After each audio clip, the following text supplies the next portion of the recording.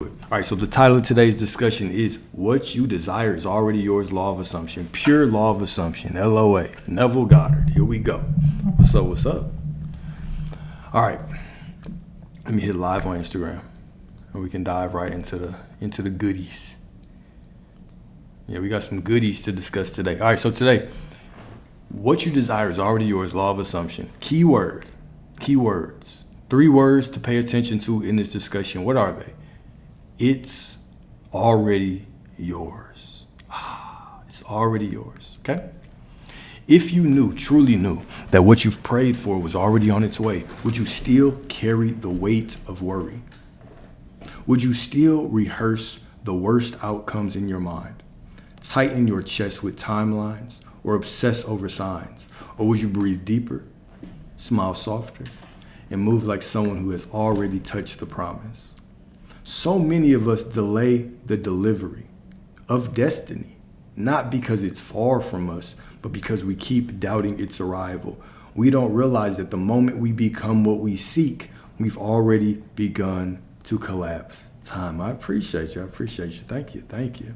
What if the only thing left to do was say, nope, it's already mine? What if this was the only thing that you had to do? Nope, it's already mine. And then go on about your day with grace and certainty. What if embodiment, not effort, is the signal the universe responds to? This discussion is a call to return to that sacred stillness where desire is not desperate but divine, where faith is not frantic but fluid, right? It's a remembering that you are not here to chase miracles. You are here to walk as one, right? Let's talk about how to walk as a miracle, how to get the life you want. How to get the queen, the goddess is back. The queen is back, all right? Magnetic embodiment, the power of detachment and living the vision. All right, Matthew 13:12. To the one who has, more will be given.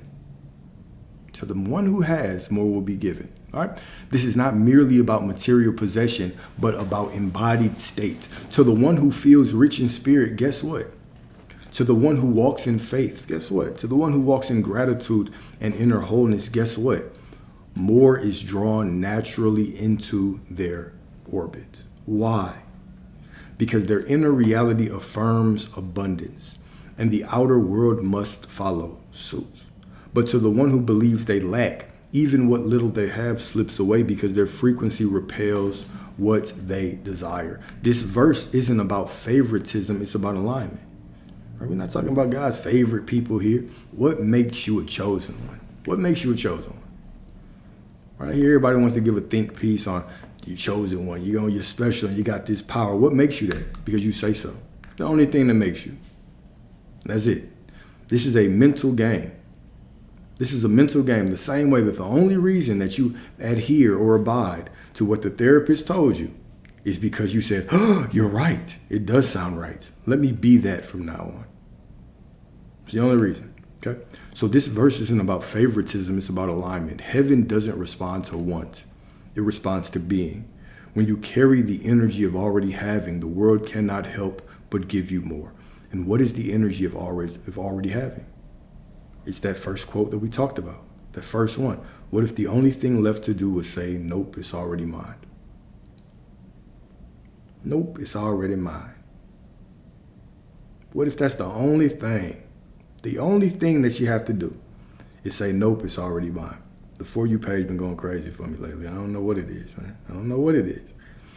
But what if you've never truly had what you're trying to manifest, okay? Not in your hands, but in your being, right? What if you've never truly had what you're trying to manifest, not in your hands, but in your being, right? Well, the truth is that if you do not grant yourself the desires of your heart, you cannot receive them in your external reality. You can't. You can't. So let's get into this topic, right? I wanted to talk about, that from a very high level before we actually dive into the details, okay? So now we're going to talk about decreeing and we're going to talk about desperation, the difference between both of them, okay? So desperation is the energy that devours dreams. Just before we step into that, right? One of the things about desperation that makes it so repelling is that desperation, it immediately puts you out of alignment with the core of your being. That source within you is always choosing. Right? This was one of the first aspects of consciousness. One of the first things that consciousness did was it split into masculine and feminine, or positive, negative energy. We call this the fall, right? So it was this split. And then there was an observer. There was a third party, the observer, which was allowed to choose, to create, to choose between these things. What you do is you strip your divine nature to choose whenever you walk in desperation. You walk like you need something. You're needy. You're clinging on to things. You can't let go. I just need it to feel better.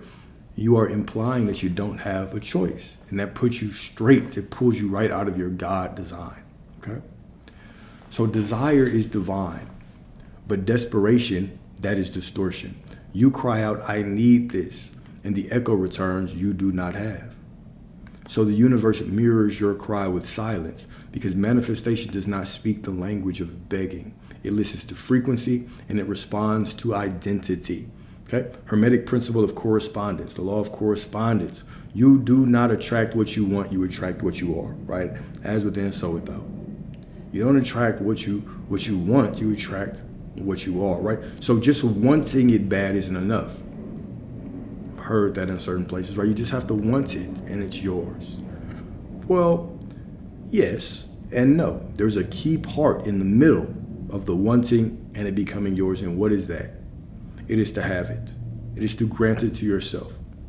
What does that mean? How do I grant it to myself? Let's talk about the story of Neville and Abdullah again. Okay? So Neville Goddard, a spiritual teacher, if you do not know him, Neville Goddard is popular for the law of assumption. Wonderful teacher, wonderful books, okay?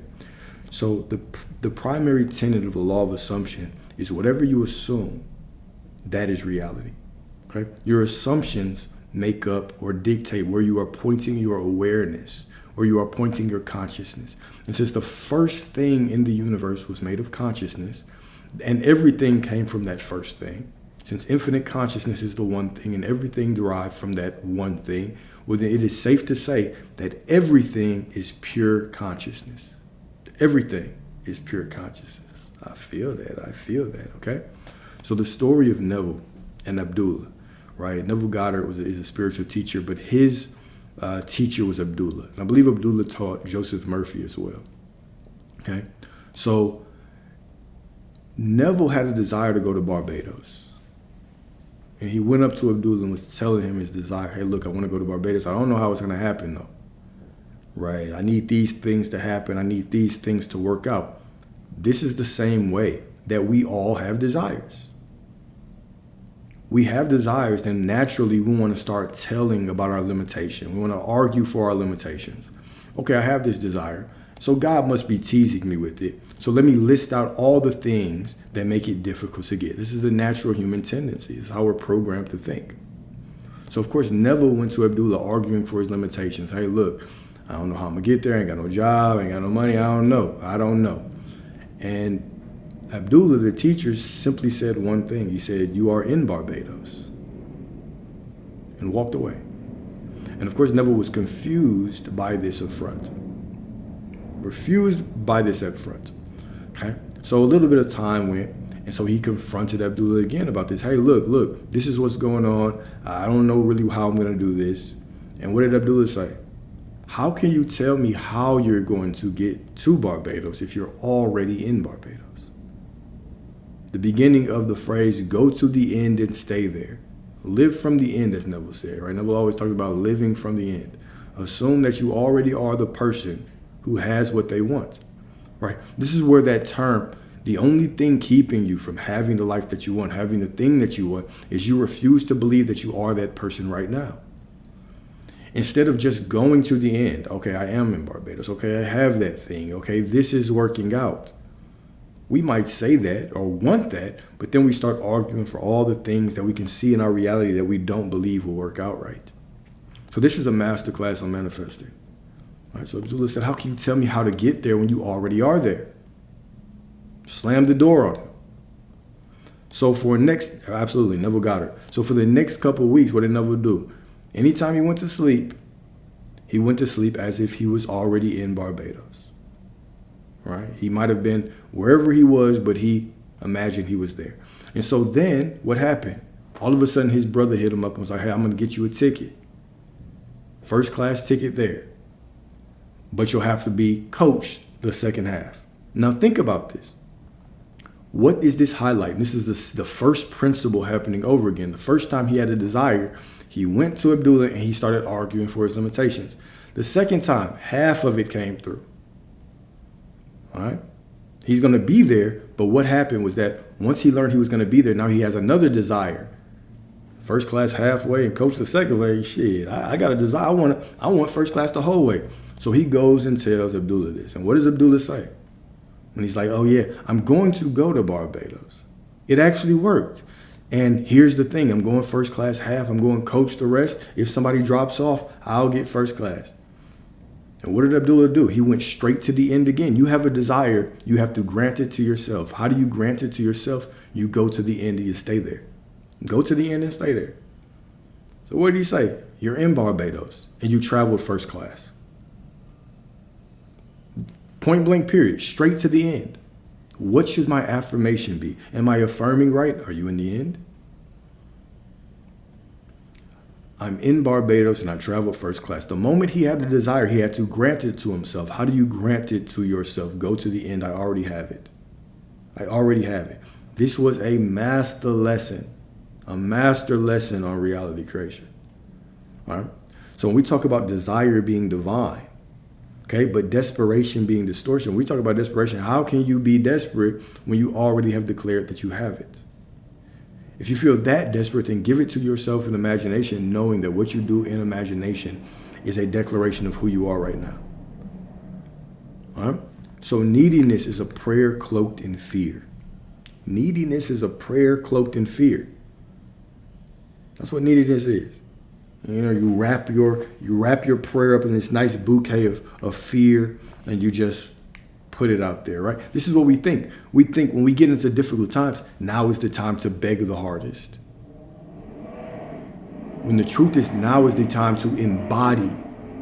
Now is the time to grant it to yourself. Now is the time to ignore external situations even more. Neediness is a prayer cloaked in fear. It is faith contaminated with doubt. It is grasping at clouds with clenched fists, while the wind waits to bless open palms. You must surrender to this moment. You have to surrender to what you want. Surrender to your imagination. Surrender to that temple of source within you. Do you understand that you are the temple of the Holy Spirit? You understand that whenever you go into your imagination, you're communing with God. Do you understand that where you are standing right now is holy ground, because that is where source is within your divine ass? So, do you understand that when you go into your imagination, that is the prayer? It's not when you go into some building, into some church, and you start praying there for miracles and begging and pleading. That means nothing. That means nothing. The only thing that makes that holy ground is because your ass is standing there. That's what makes it holy. That's it. You are the temple. All those things in there are created by a man. No man can bless a piece of bread and say it's the body of Jesus and give it to me and I eat it and think I am holier now. That is ridiculous. You are the temple. You are the temple. What is more divine, that structure that was made by a man or the structure of you that was made by source? All right? So neediness is a prayer cloaked in fear. It is faith contaminated with doubt. It is grasping at clouds with clenched fists, while the wind waits to bless open palms. Remember, anytime you go into your imagination, you are praying. Remember that. That is your prayer. Anytime you go within, that is what you are doing. Right? You are operating in law. All right? So the butterfly principle, why letting go creates flow. Okay, so the harder you chase the butterfly, the faster it flies. But sit still and it may land upon your shoulder. Right? Unafraid, unforced. Here's the key part: undeserved yet received. Like, who is worthy of anything? By way of human standards, who is worthy of anything? If we judge things purely based on our humanity, our sense of worthiness, our sense of morality, which flows and sways from person to person, place to place, different morality for a different way of life. Now, this is the natural state of us humans. We are judgmental beings. Who is worthy of anything? And who judges us more than we judge ourselves? So if we just base our worthiness on the world's standards, who will be worthy of anything? One of the lies that is always preached to us is good people get good things.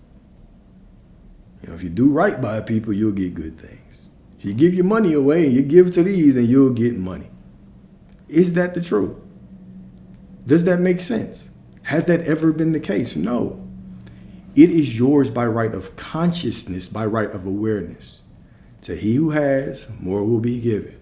But to he who has not, even what they have will be taken away from your ass. Okay?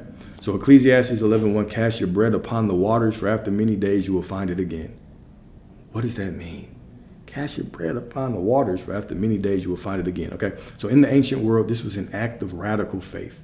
We've talked about bread and bread and what it represents, right? Sustenance. That bread is sustenance, okay? So in the ancient world, this was an act of radical faith. Casting bread, a symbol of provision or sustenance, upon water where it would seemingly dissolve, drift, or be lost. The same way that you believe that casting your desires on that source within you, in your imagination, ignoring physical reality and going straight within, what do we think? We think it's gonna, I'm just throwing it away. It's going to dissolve. It's going to disappear. All right? So let's read that one more time. Cast your bread upon the waters, for after many days you will find it again. Yet the scripture insists you will find it again. Why? Because the act itself is not about immediate results. What's up, Leslie? It is about sowing from a state of trust rather than control. In the context of reality creation, manifestation, this is the essence of detachment. Releasing your desires into the flow of divine timing, trusting they will return multiplied, not because you forced them, but because you released them with faith. Now, when we talk about divine timing, when we talk about detachment, what does this mean?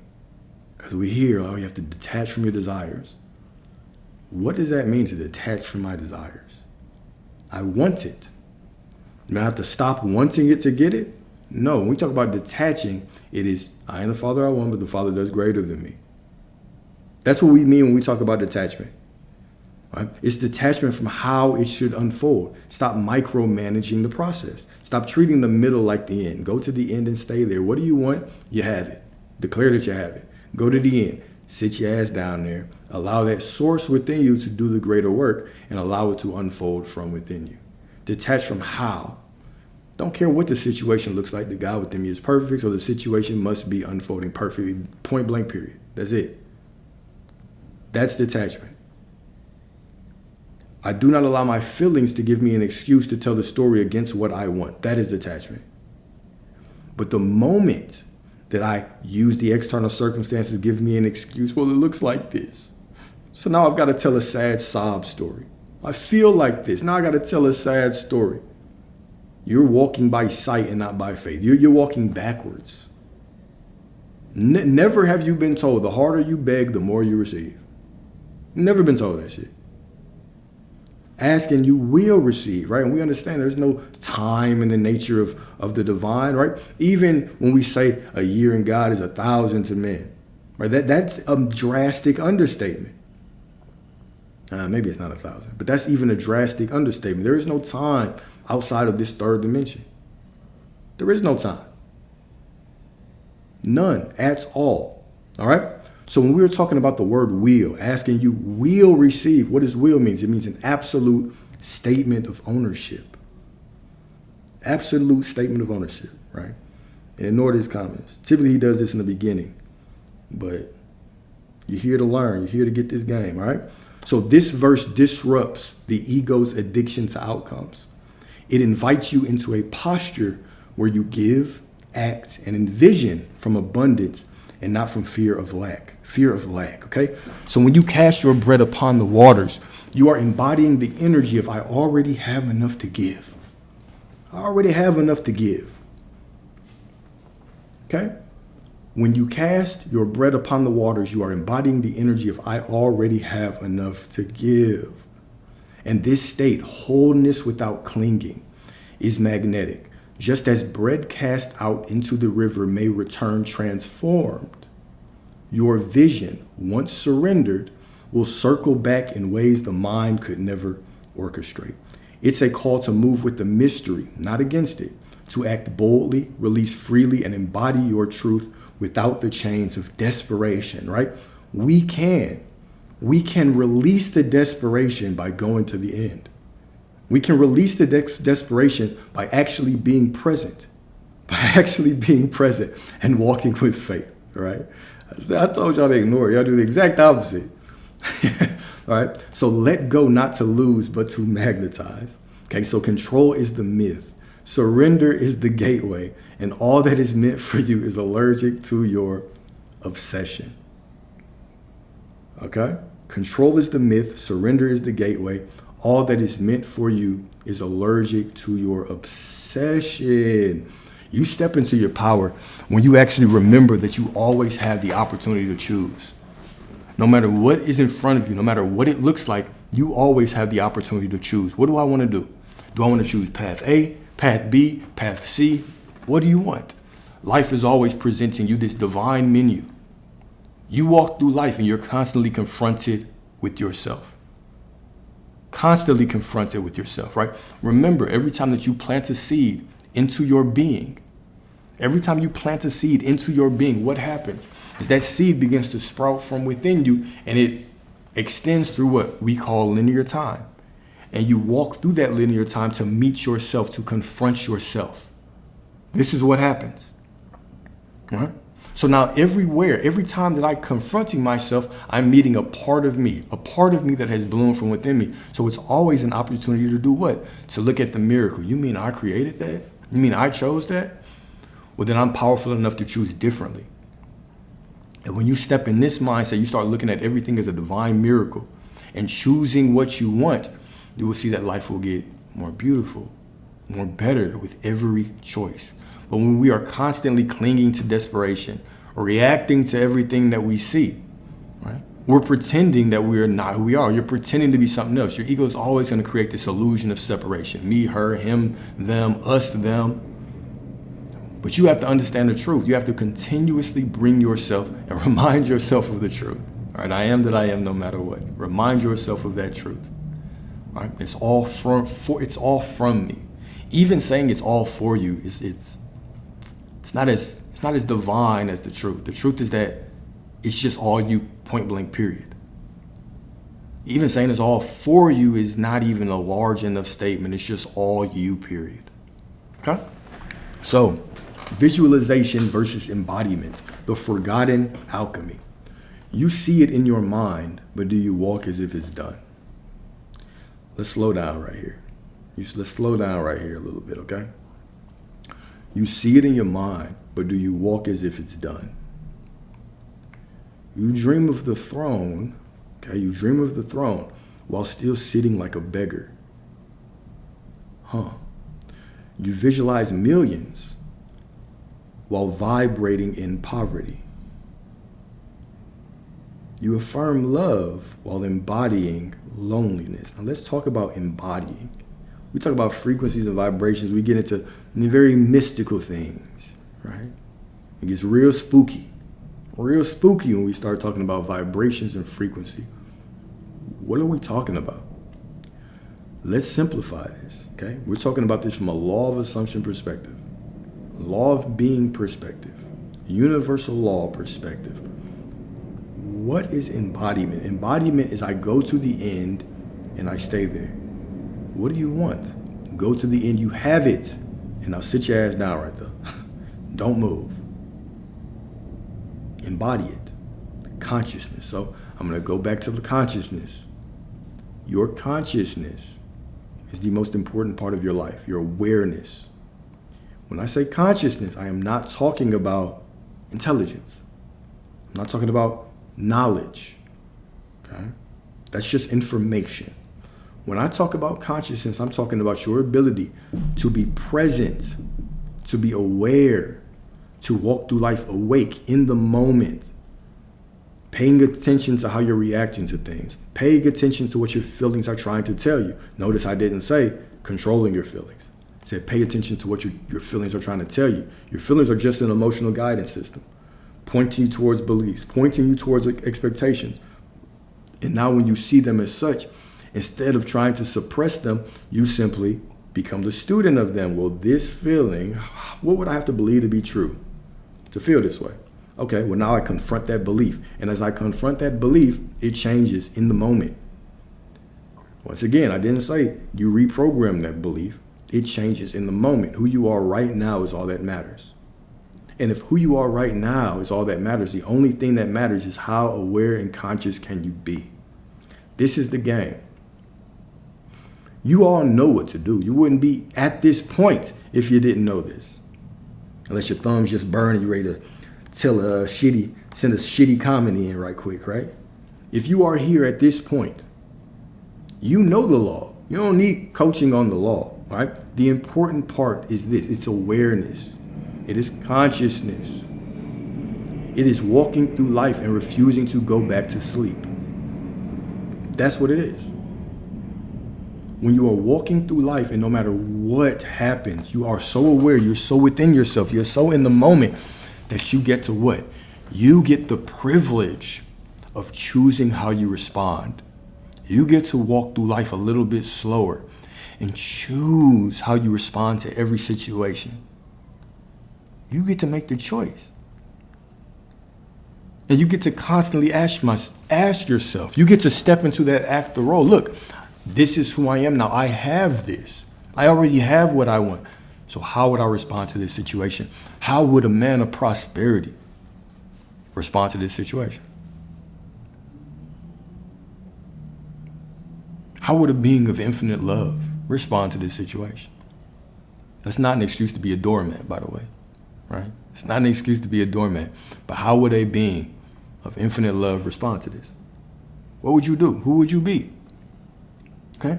Now, what is beautiful about this question and consciousness is because I pose it like that at first because I want you to start asking those questions. Well, I don't know. How do I have to act?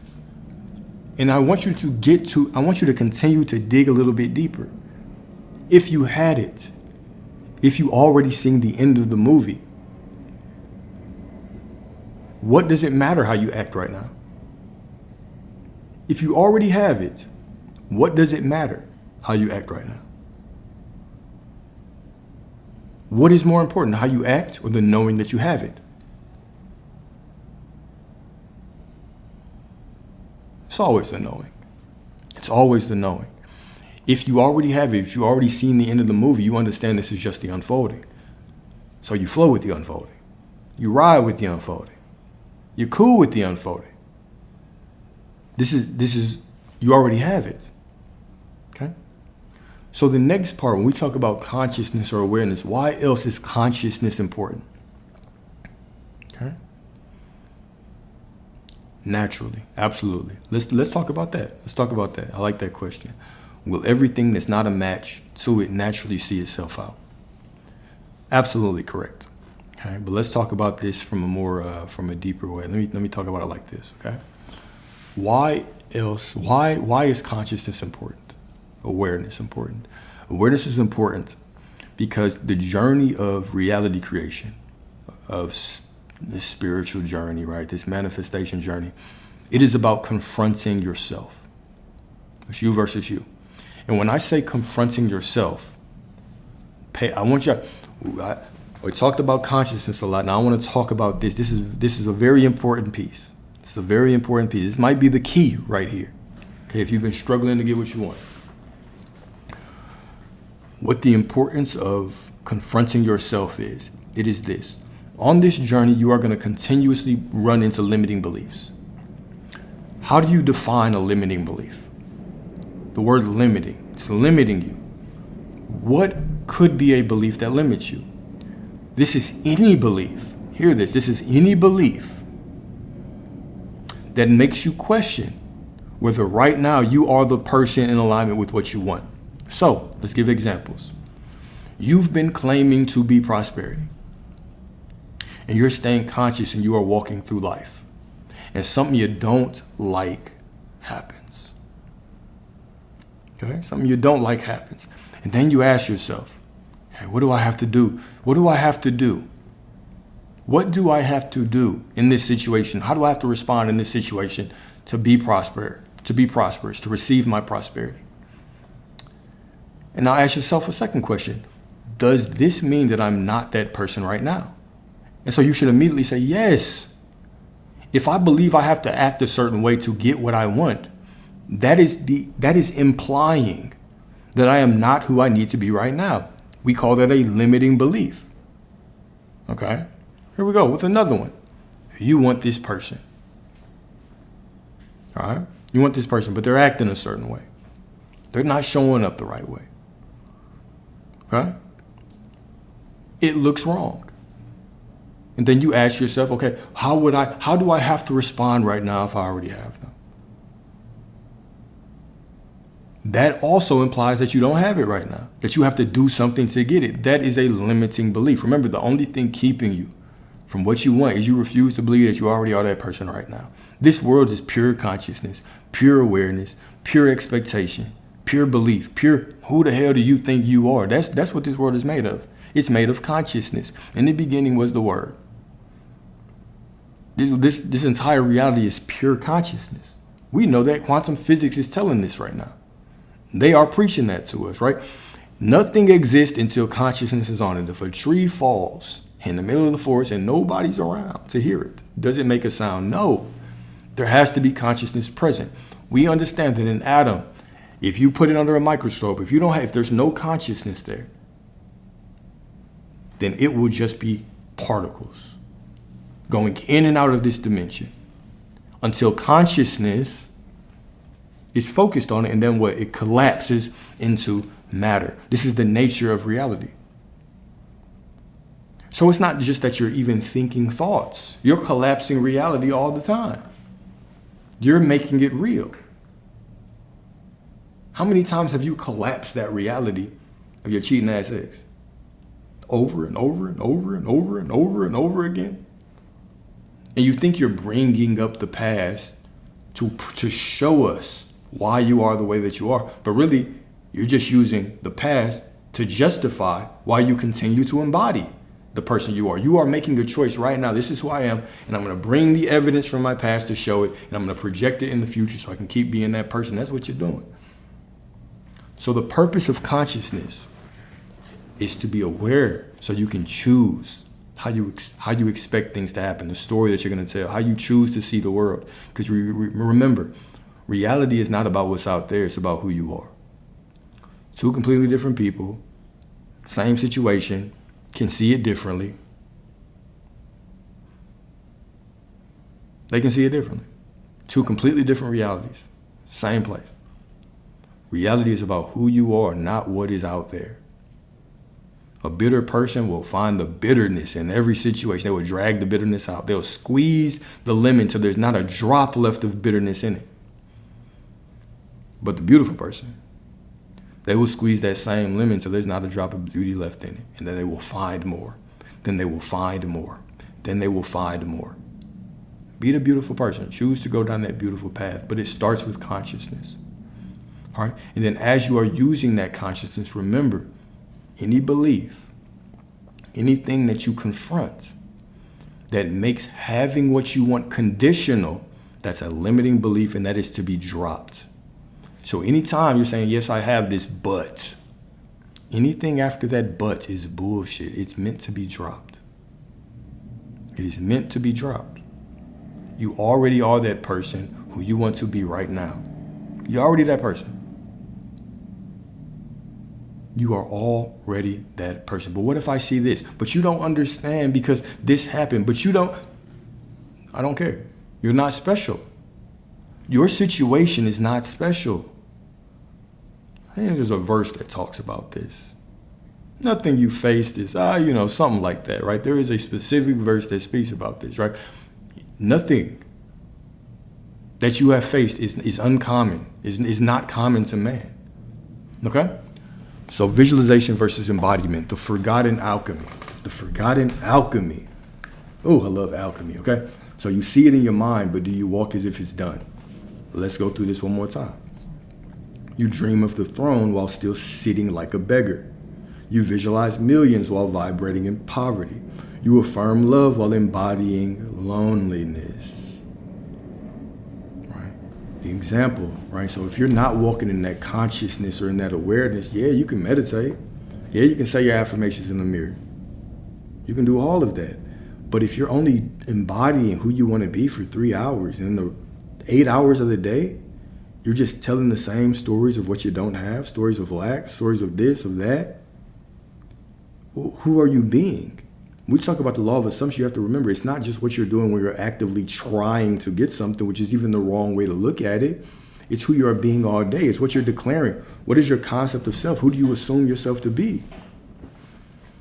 Right? So if I just assume myself to be, you know what I'm saying, that guy for 30 minutes, then the other 9 hours out of the other day, I'm just acting like an old version of myself. Let me put it like that. I'm just acting like somebody that I don't want to be anymore. Well, guess what? What am I creating? This is a game of embodiment, consciousness, awareness, removing limiting beliefs. Okay? James 2:17, faith without works is dead. What is the works? It's all up here. Okay? You don't have to do nothing out there to get something in here. You don't have to do anything in this third dimensional reality to get it. This is why even when we say things like, well, what if I don't have money? Then how do I walk in prosperity without it? You're assuming that you have to do something out there to walk in prosperity. If you can't buy it and you want to buy it, then don't identify with lack and just imagine yourself buying it. Point blank, period. You have it. You have it. And our logical mind screams, what the hell? Imagination. Like a child? Why would I do that? This makes no sense. You're all imagination. What is consciousness? Consciousness. What is awareness? It's imagination. What is a thought? Even when you think you're thinking about the past, there is no past. There's no concrete past. Your past just exists in your mind. So every time you think of it, you are just creating that again. So why would you do that? If you don't want that same life, then simply use the tools at your disposal. Think about it. These are the only things that you can control. The only thing, surely, if these are the only thing that the Most High, that the Almighty, that the source within you gave you, that you can control, surely they must be worth something. You can only control your perspective and your imagination. Your thoughts and your imagination, that's it. That's it. I wonder what those should be used for, right? Yet we constantly want to use them to create shitty situations. How negative can I think? What's the worst case scenario that I can imagine right now? Let me think of that. When we start using our power for good, right? With great power comes great responsibility. Uncle Ben, quote from Uncle Ben, great spiritual teacher from the movie Spider-Man, right? With great power comes great responsibility. You have great power, and so you have great responsibility to wield it properly, responsibly. But the world, right? This environment has tricked you out of your spot. It's tricked you out of your spot. It's put all of this bullshit in our minds. It's made us think this way. It's divided us. It's casted us against one another. It's made it a natural thing to just judge right, wrong, good, bad. Like we are the supreme. Your only job is to use your consciousness, your imagination to create the most beautiful life for you. And by extension, you make the world a better place for everybody. It starts with you. You can't be good to others without being good to yourself. In the moment you begin to see yourself wonderfully, and then you begin to see others wonderfully, do you understand that you truly start a trickle effect that changes the world? This is how powerful you are. Everybody is you pushed out. Everybody. Okay? So faith without works is dead, but works without state is vanity. Right? Like I'll constantly tell you, if you are doing the visualizations and the affirming to get something, what you're really doing when you are visualizing is you're visualizing yourself trying to get something. You're just creating the same. Instead, remember the truth. You visualize, you affirm to remind yourself you already have that shit. Nobody needs to grant you that. You grant it to yourself. You grant it to yourself. When you were lower in consciousness, you remember begging, pleading for things? And those things didn't come. They didn't show up. That's because we were doing it wrong. We weren't paying attention to the messages.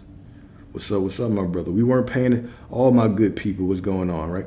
We were not listening to the messages. Ask and you will receive.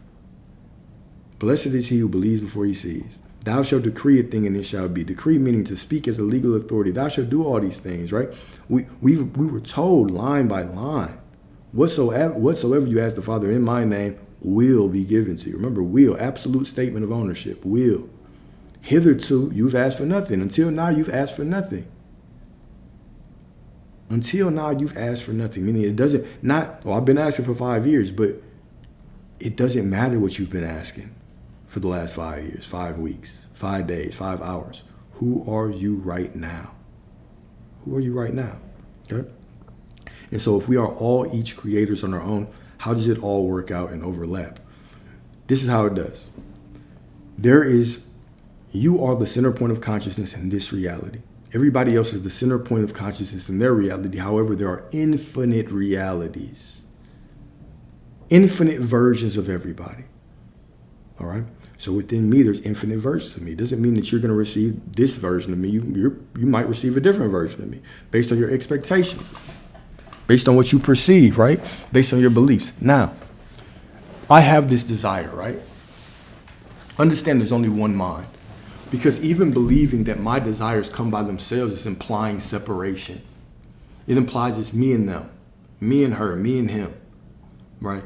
God up there, me down here. When really there's only one mind. If you ever heard a monk speak, the example I always give, you ever heard a monk speak, right? They won't say, oh, I'm finna go eat. They say, one must feed the body. One must feed the body. One must bathe the body. One must exercise the body. It's this acknowledgement that I cannot be identified with this body. I'm not my body. I'm not my race. I'm not none of this, right? I'm behind all of this. This is simply a vessel that I chose to wear this lifetime. That's it. I don't identify with any of it. There's only one mind. All right, so if there's only one mind, I believe my prosperity just helps me. Now, let's say you start that business. You start that business, right? And it blows up and you have to hire people. And then that other person who's trying to manifest prosperity, guess what? You hire them and now you have answered their prayer. Okay, let's say that you are on your journey. You decided you want to do content. And somebody else decides. And because you've done it, now all of a sudden y'all's paths crossed and you can help them. Everything is intertwined, right? So even when I say when you make a plan, your plan is just a vehicle for God to do his will. Your plan is meaningless. Your plan is meaningless. Your plan will never work. There's no such thing as a perfect plan. Never seen it. Never seen it. It always messes up. Why? Because we can only see from a human perspective. This isn't something to be angry or take as a challenge. It's just understanding the nature. The nature is that my plan doesn't matter. I just put out the plan because it helps me start working towards my goals. But I stay in the end. And when I stay in the end, I understand that sometimes as I'm going down my plan, what happens? I have to meet certain people that have to help me. I have to meet certain people that I have to help. Sometimes I'm going to be in a divine isolated space because there's something that I need to integrate. Sometimes people are going to tell me no because maybe somebody else's path needs to go through there. Right? All these things happen on my path. But the thing, this is why circumstances don't matter. This is why we cannot judge externally, because we can only see our path. And we can only see our path 2 feet forward. If you tried to even predict tomorrow what you were going to do every day or all day, most of us are scratch our head right now. Shit, I try to work, I guess. Hope nobody Slack messaging me, I guess. We can't even predict that far. Yet there is one mind that is orchestrating all of us. All of us. Think about it. There's one mind, one consciousness orchestrating it all. Putting you in the right spot, putting you in the right spot, putting you in the right spot, putting you in the right spot. One chessboard. One chessboard. One chessboard. Infinite realities. This is a very, very beautiful concept. It's very poetic to understand that there's no step that I take that is in vain, that is in void, that is alone, that is meaningless. There's nothing. Every step that I take is poetry. Every step I take is poetry. It's absolute beauty. Absolute beauty. Oh, I like that question too, my brother. I love that question. So behind that one mind, what is its story? How did it all start? Let's think about that. What is the nature of infinity? If there's only one mind and this one mind is infinite, stretches out in infinite directions in all ways, then that would make non-existence impossible. So this mind could never not exist, because non-existence implies that it's non-existent, and non-existence implies it's not infinite. Remember, when we say there's nothing new under the sun, that means all that there is has always existed. The substances that we are using right now to create more have always existed. Energy cannot be destroyed. Energy cannot be destroyed. It can only be transformed, transferred. So if this energy cannot be destroyed, it can't start either, right? So if you think of infinity, when we think of infinity, right? Infinity. When we think of infinity, all right? What actually happens is infinity stretches in both directions, all directions, okay? And it's all that there is. But the paradox is that it's always still expanding. Always still expanding. So the nature of infinity cannot be to be less than infinity. It can't be less than infinity, ever. Where do we believe that we get our energy from? Do we believe that we generate that energy? No. We stretch our body to allow it to hold more energy. We sleep so more energy can be put in us. We hold our sexual energy so more energy can be contained within our vessel. But that energy is always being generated. Where is it coming from? Where did the first energy start? Does this energy start somewhere? No, it's infinite. This word is made of pure energy, infinite consciousness, infinite energy. And so there's no way that we could ever say that it did not exist at one point in time. This is very, very cool to think about. Right? Kind of hard to think about from a logical perspective, right? When you try to wrap your logic around that, we're like, oh shit, never. Never.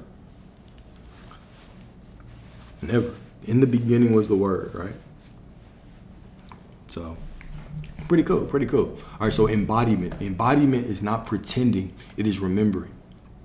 That what you desire is already coded within you, waiting to be lived, not chased. Now, key word is remembering.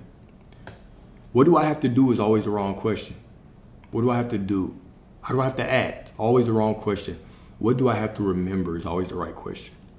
I've already given it to myself. I already have it. It's all unfolding from me. This situation is perfect. Yeah, that's what it is. We always have to remember. There's nothing to do. There's always something to do. We can always do some shit. We can always do something. But there's really nothing ever to do.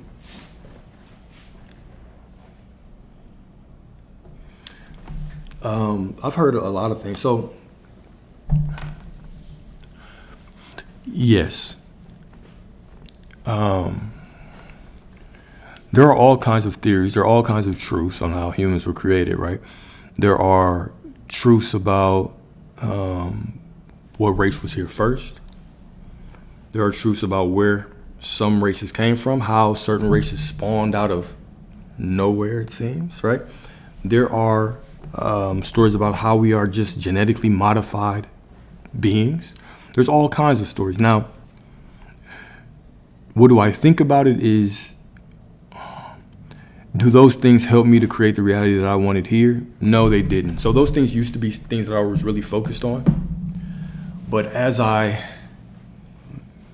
continue to go down my own path, those kind of fell out of my consciousness.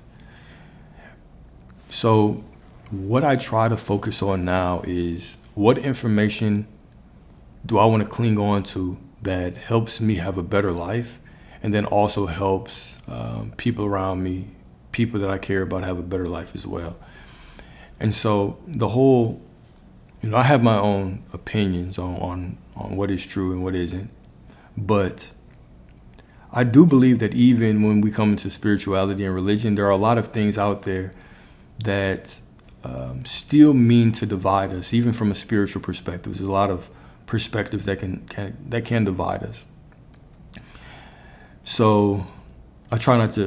Long story short, I try not to put too much emphasis, too much focus on those things. Now, I have my beliefs, but I also don't. I try not to bring spiritual ego into a lot of my positions.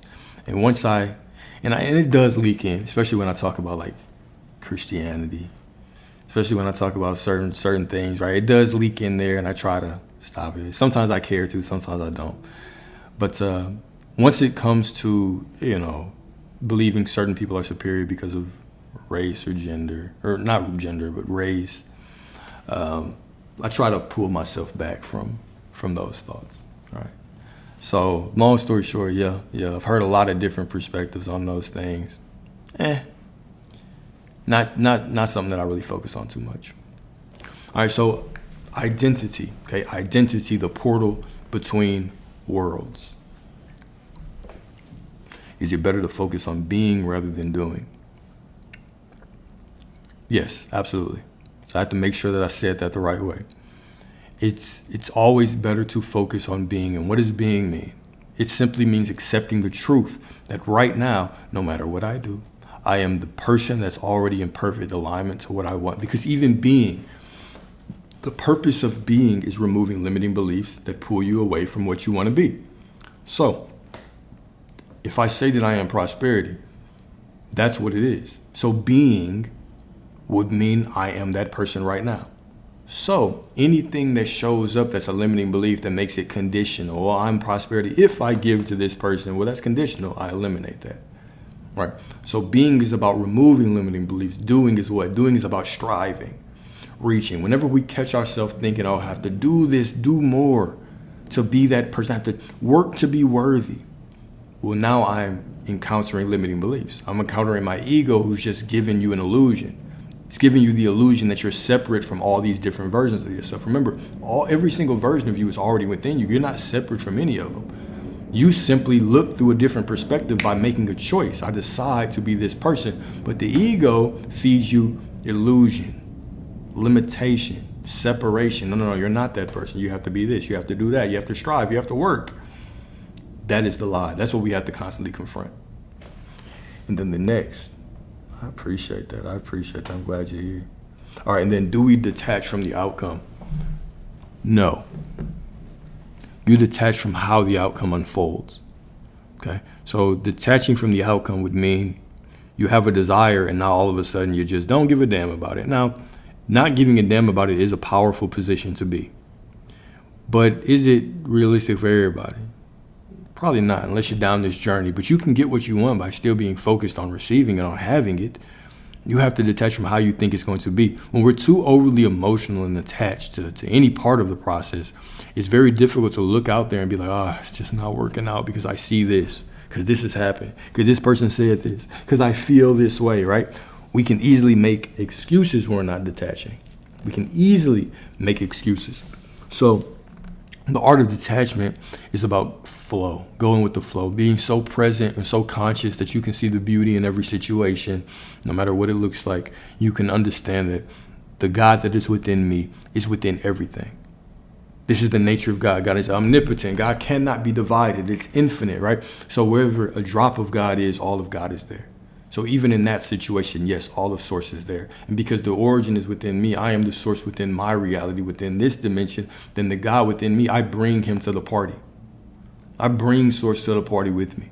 So no matter what I see, if I walk there, if I bring my awareness there, guess who's coming with your boy? Source. No matter where you go, guess who's riding with you? Source. And we know what that means. Thou shalt decree a thing and it shall be. So whatever I say it is, that's what it is, because guess who's riding with you? Source. Do you understand that? You come with baggage. You come with major baggage, major power. Big power, right? You come with all that. Right? So, identity, the portal between worlds. You must become what you are seeking. Okay, not act like it, but be it. Okay, acting like it implies doing. I have to act a certain way different than who I am now to be this person, right? When I say embody being, I'm not talking about I'm not talking about walking around like pretending that you're somebody, okay? You can do that, sure, go ahead. But even that is limiting in itself. The truth is that you have to remove, instead, this is the Course from Miracles quote, right? Do not, instead of searching for love, you're not searching for love or searching for prosperity. Instead, you are simply going within yourself and removing all of the barriers that keep you from receiving it. Removing all those barriers that keep you from receiving love, that keep you from receiving prosperity. This is what we call limiting belief execution. Limiting belief sniping. It's like you're playing Call of Duty with your limiting beliefs. And you versus everybody. And you got all the ammo, they got nothing. They just running around. You got the big guns with you. It is walking with so much awareness that I am willing to confront myself in every moment and remind myself of the truth of who I am. I am Source. There's nothing outside of me. Everything is unfolding perfectly for my beauty, for my perfection. Don't care what the situation looks like. The God within me is perfect, so the situation must be perfect.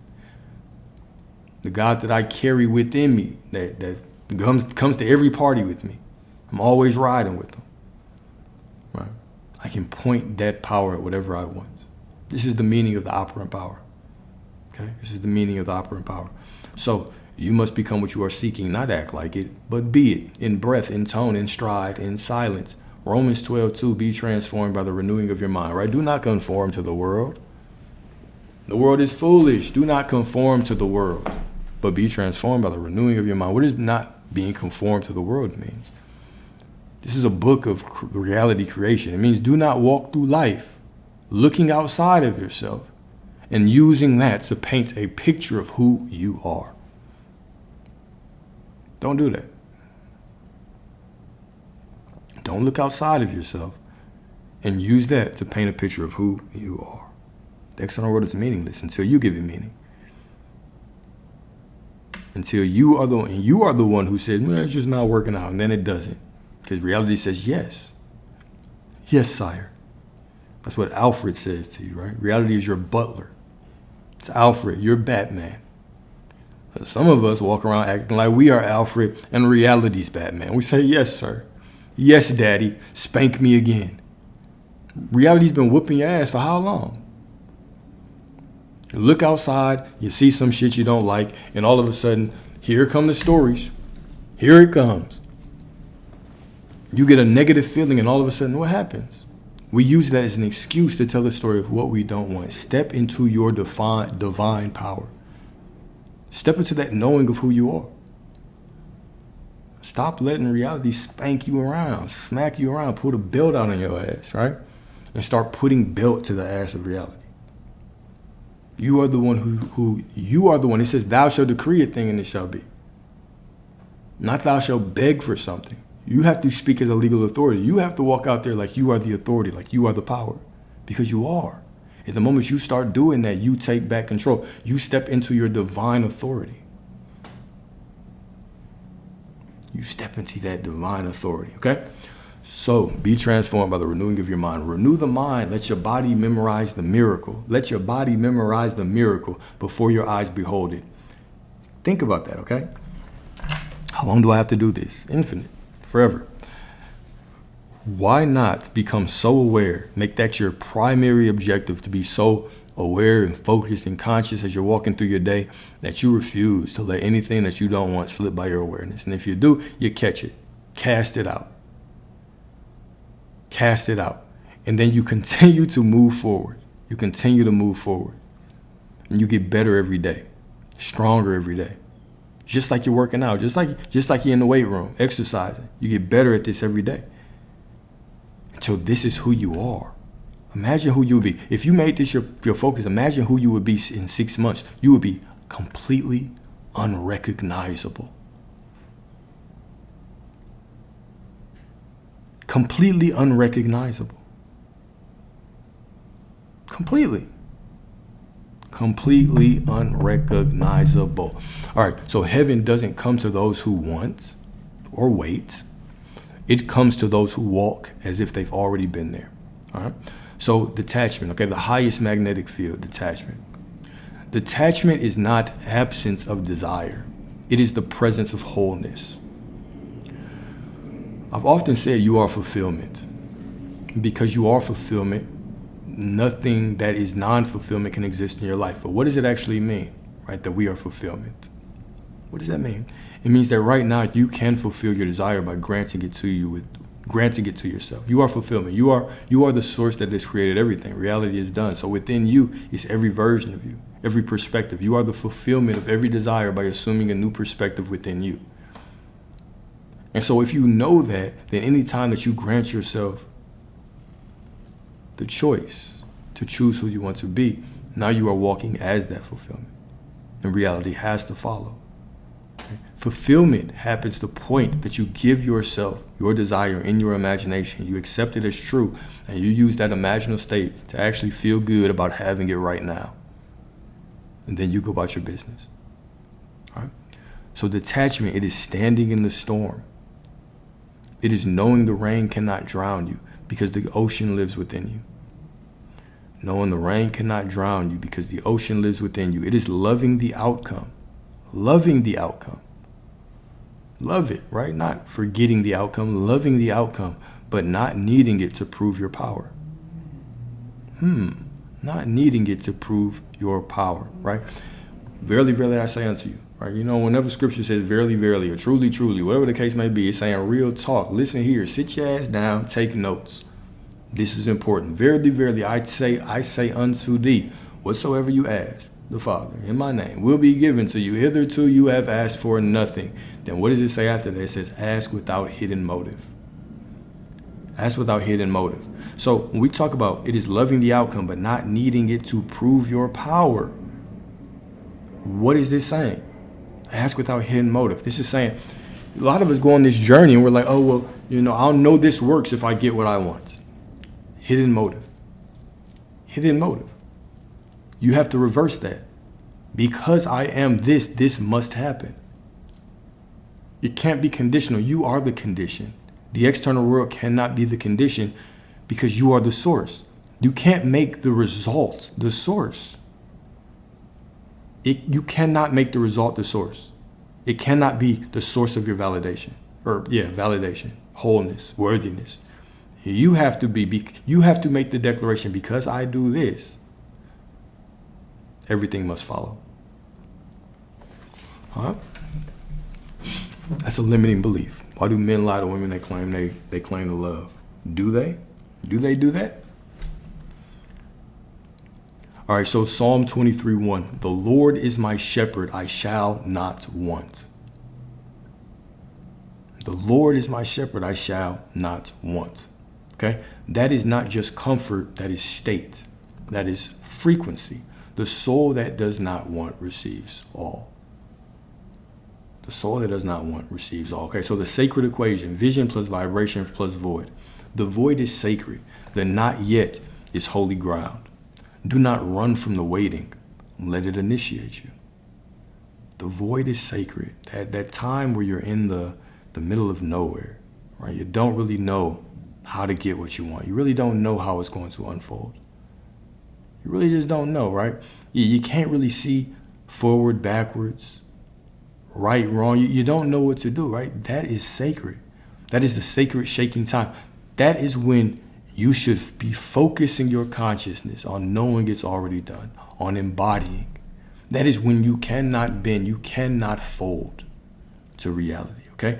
Do not run from the waiting. Let it initiate you. Let it strengthen you. Let it embolden you. Let it give you more conviction. Whatever you want to call it. If you want to call it a test, let it test you. Let it do whatever, but you stay solid. Let whoever think whatever. Let whoever say whatever. Let the situation look like whatever. And you stay the same. You stay constant. When you are in that void, this is when you buckle down. This is when you know you are in the heat of battle. This is when you know that you are in the heat of battle. Okay, so for in the stillness, your spirit is calibrated. Your posture is forged. Your embodiment is tested. All right, Isaiah 40:31, those who wait upon the Lord shall renew their strength. Okay.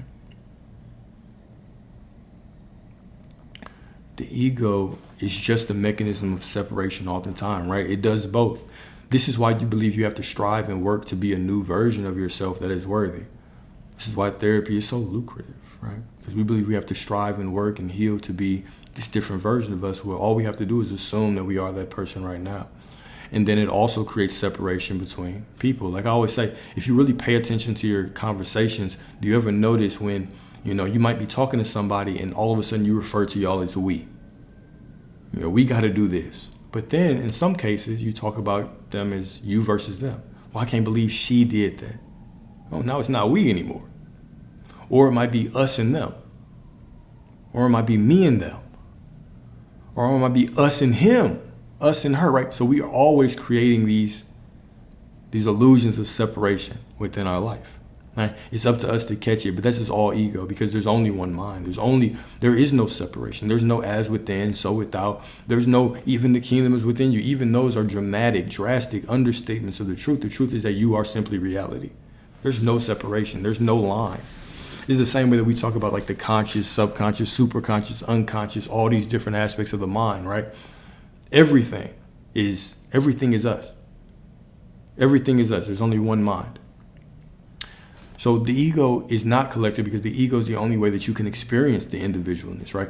So we talk about killing the ego, but it's not something that you can kill, because how could you have a true human experience without having this illusion of separateness? Think about that. All right. So how could I truly have a true human experience right here in this individual body without having the ego? So it's not a collective thing. It's just all it is a collection of an individual thoughts, right? It's how we create the individualized experience of us. Now we do have a collective consciousness, which is the one mind, right? No, you good, bro. You good, my brother. You good, my brother. That's what we're here. That's what we're here for, right? We do have a collective consciousness, right? But this also goes back to the one mind, right? We think of a lot of things with division, because this is how we can actually grasp it from a human level. But remember, that separation is still just a illusion. So even when we think of the collective, we know that as a collective, as a group of individuals, we are creating reality. As a group, this is why everybody stays trapped, because the structure that we're in is just a product of our minds. We've been fed and told that this is how reality has to be. So we've all accepted it, and this is what it is, right? What happened if everybody right now decided to wake up and burn their money and grow their own food? What would happen? Some smart ass is gonna be like, well, the government's gonna start taxing. They're gonna say, yeah. What if everybody just ignored this shit? Then what? Right? So we are in this structure because it's a product of our mind. As a collective, we are creating this. However, on an individual level, we still have the opportunity to choose if we want to abide by those rules or not. Right? Then I've also had the argument, some very interesting conversations about this. Side note, let's talk about this, because I think this is actually pretty interesting. Would you want to create as much as you do right now? Would you actually even be inclined to want to create as badly as you do right now if this structure didn't exist? Part of the fun of this structure is being able to live where you want, drive where you want, do the things you want, spend the money that you want within this structure. If this structure dissolved as humans, what would be your goal, right? So this is a fun thing. This is something that actually, right, no matter what structure is around, it's still going to help you. The soul that wants to break free is still going to break free. So this will still help you. It still helps you. It still gives you a lot of clarity on what you want within this structure. A lot. Now, maybe we would think of other things to want more, like who can create the most mangoes, right? But would that even be a thought? If there was no kind of this reality where we had to work for food just to feed ourselves, right? You got to take a loan out from the bank to create a business. Then all your customers pay you, and that money goes to the bank through you. And then you take that money out of the bank to pay back the bank, right? Just this crazy circular natured environment that we're in, right? However, what would actually happen if that was not there? What will we focus on? So even in a sense, is this bad? Even in a sense, is this bad? All right? Is this bad? Because even this structure has allowed you to expand your consciousness tremendously. Maybe you would have had a better life or a softer life, right? You would have been in your soft girl era, right? With no structure and the fruits just falling everywhere. You just roll over, you just want on a woman, wake up on a woman booty right here. You just pick a mango out the tree, bite that motherfucker, and go back to sleep on the other side, on the other cheek. Would be nice, but would you be the creator that you are right now? Maybe, maybe not. They're just interesting questions. They're interesting conversations to have. But to digress back to the ego question, it's not, I wouldn't say it's a collective thing, but it definitely does help us.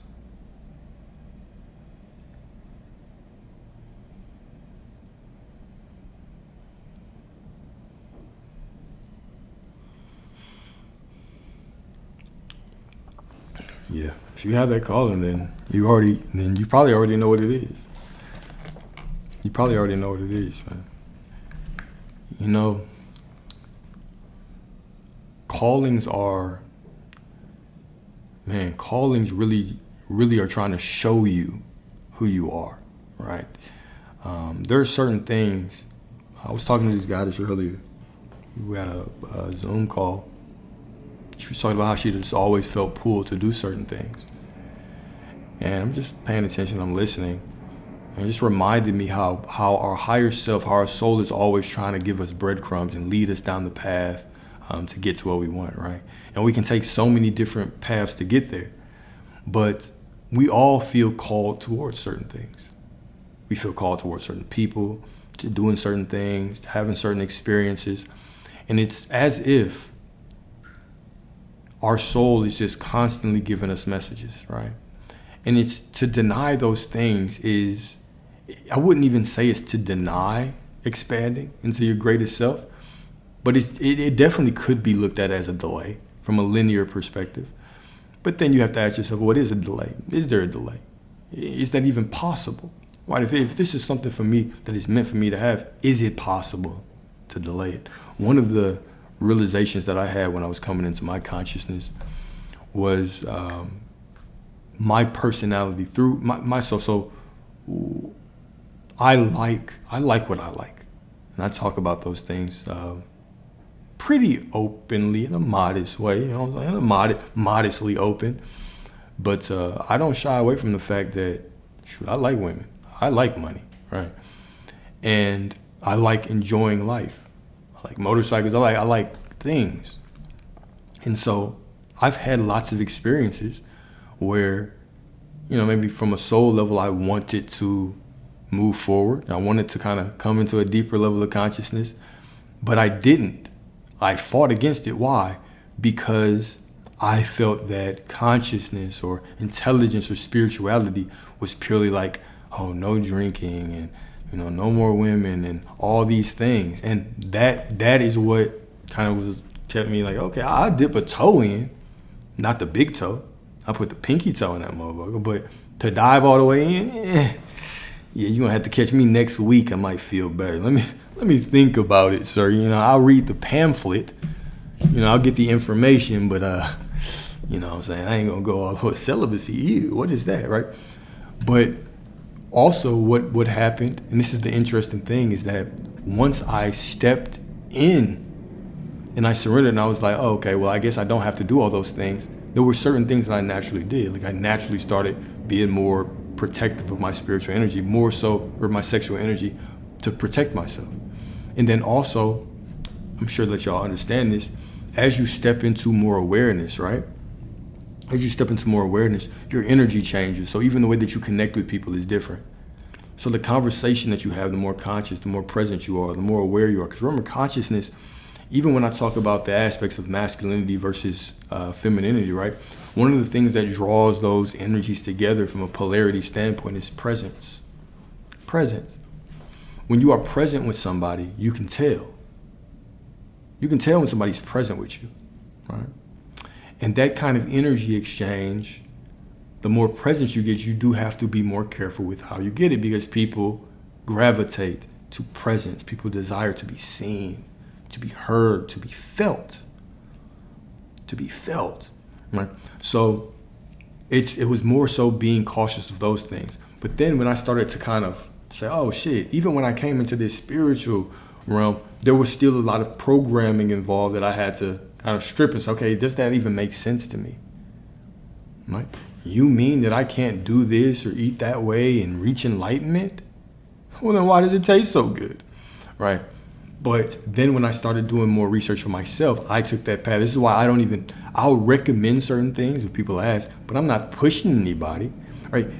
What you eat is not controlling how you create reality. It's not. It's not. There are certain things that it can help with, with your avatar, with maintaining a healthy avatar, which is going to put you in a good position to use your energy. But, at the end of the day, you're as magnetic as you think you are. So what is actually worse, those things or the belief that they slow you down? Which one is more harmful? No, it's always the belief. It's always the mind first. It's always the mind first, right?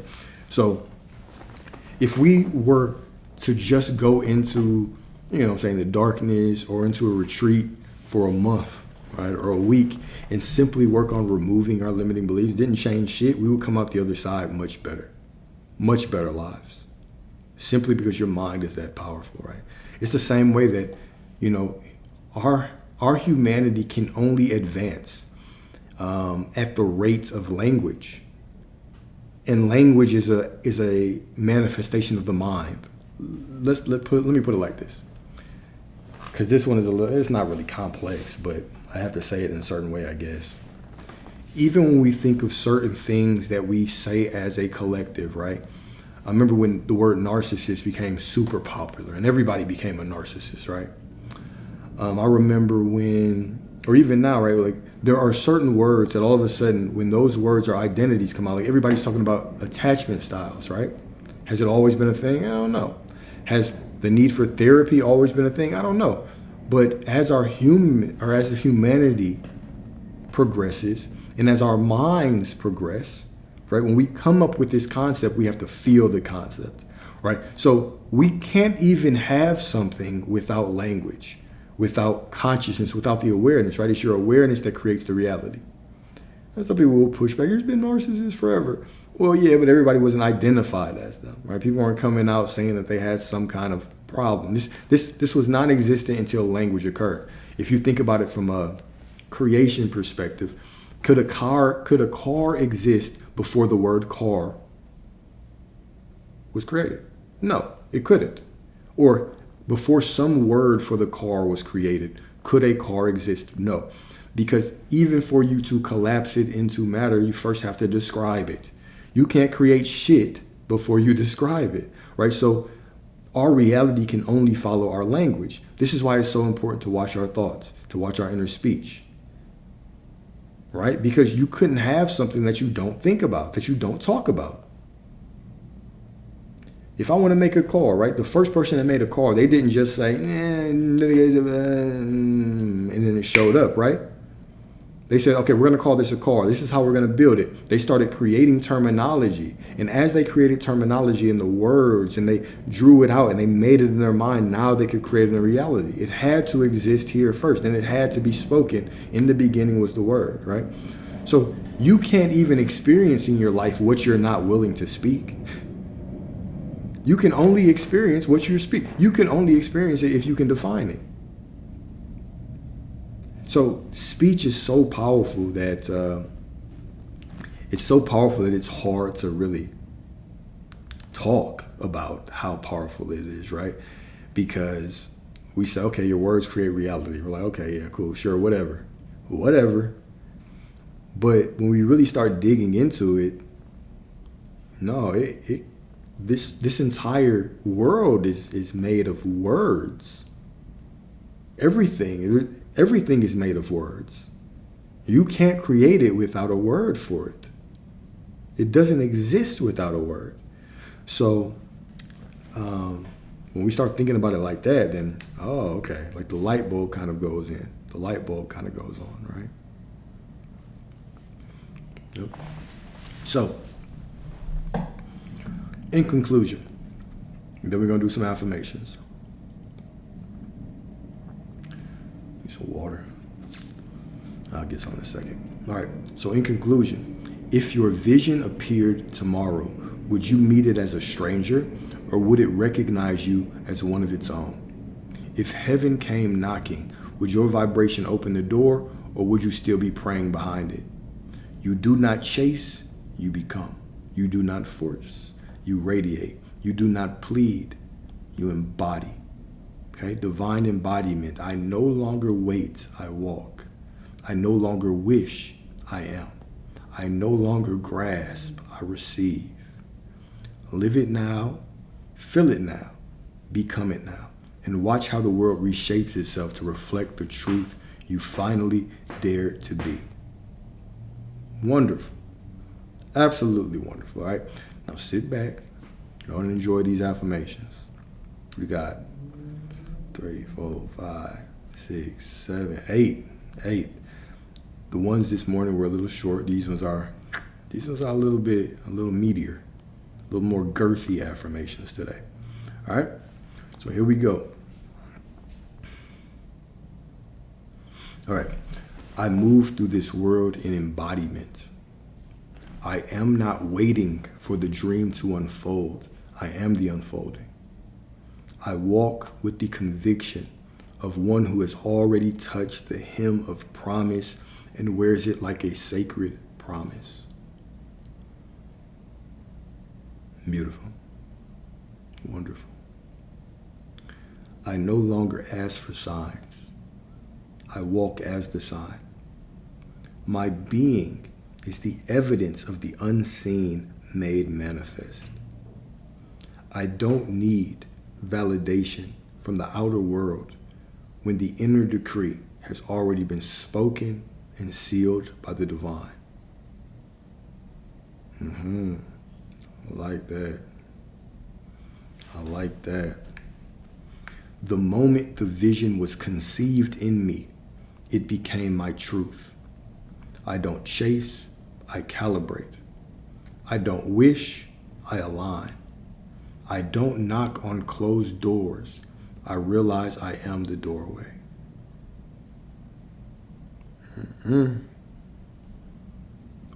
Beautiful name, my brother, by the way.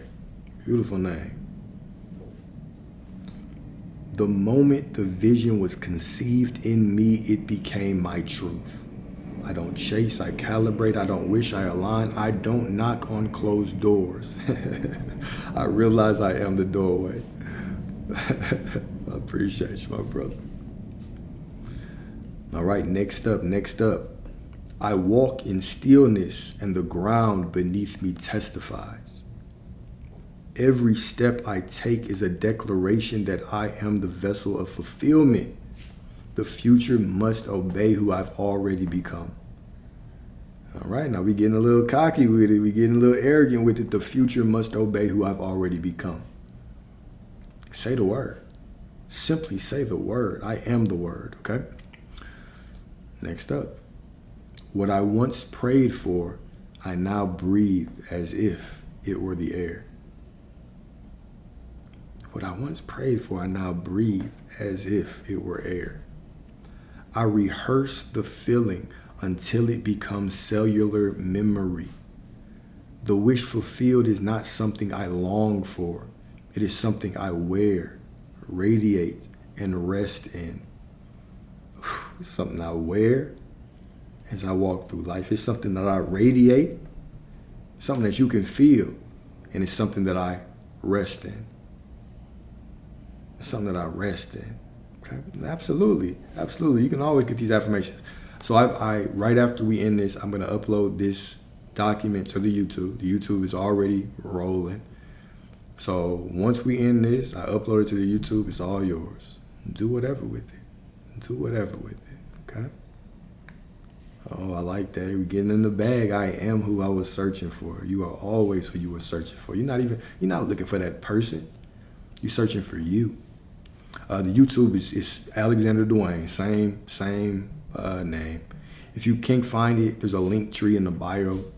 You can hit that link tree. It's got the YouTube link in it. It can pop right there. Appreciate y'all. All right, we got 3 more. Sit back. We got 3 more. My posture is prophetic. You understand that you're the only prophet in your reality? Let me start that one over. My posture is prophetic. My energy speaks before I open my mouth. I carry the frequency of the answered prayer, and life arranges itself to mirror what I already know to be mine in the invisible. That was a word salad right there. My posture is prophetic. My energy speaks before I open my mouth. I carry the frequency of the answered prayer, and life arranges itself to mirror what I already know to be mine in the invisible. Ain't that beautiful? My personal favorite. This one, you know what I'm saying? This one I feel like Chef Boyardee Alex right here, okay? I don't look for proof, I am the proof. I don't look for proof, I am the proof. I walk like it's already mine, because in the quantum realm of divine intelligence it is. The delay is only illusion. The truth is already encoded in my DNA.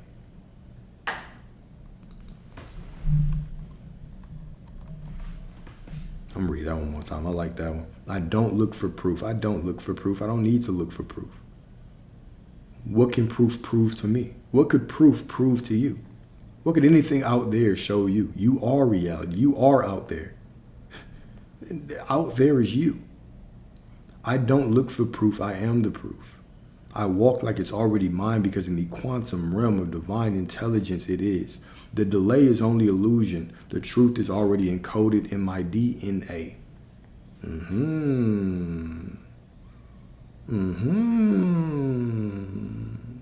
Okay.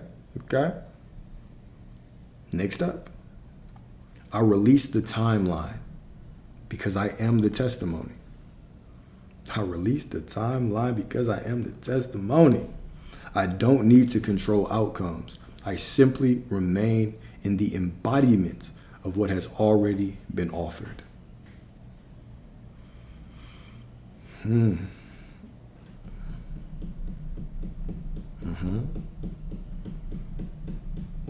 Okay, one more time. And that was the last one. Last but certainly not least, right? Last but certainly not least.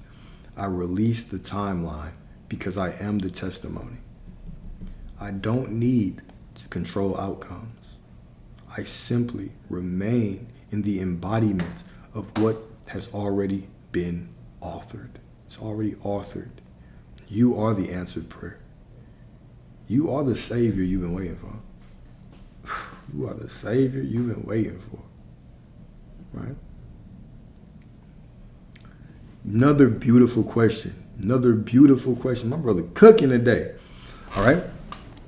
Let's talk about that. Kindly, bro. All right, so explain. I don't need to read the whole thing. Explain how we created our realities when we were kids and some of us were not conscious. This is very, very, very important. All right? So let's talk about the nature of children. All right? What happens when you first come down here, right? Well, what is the first memory that you have? You might have spotty memories when you were really young, but it typically,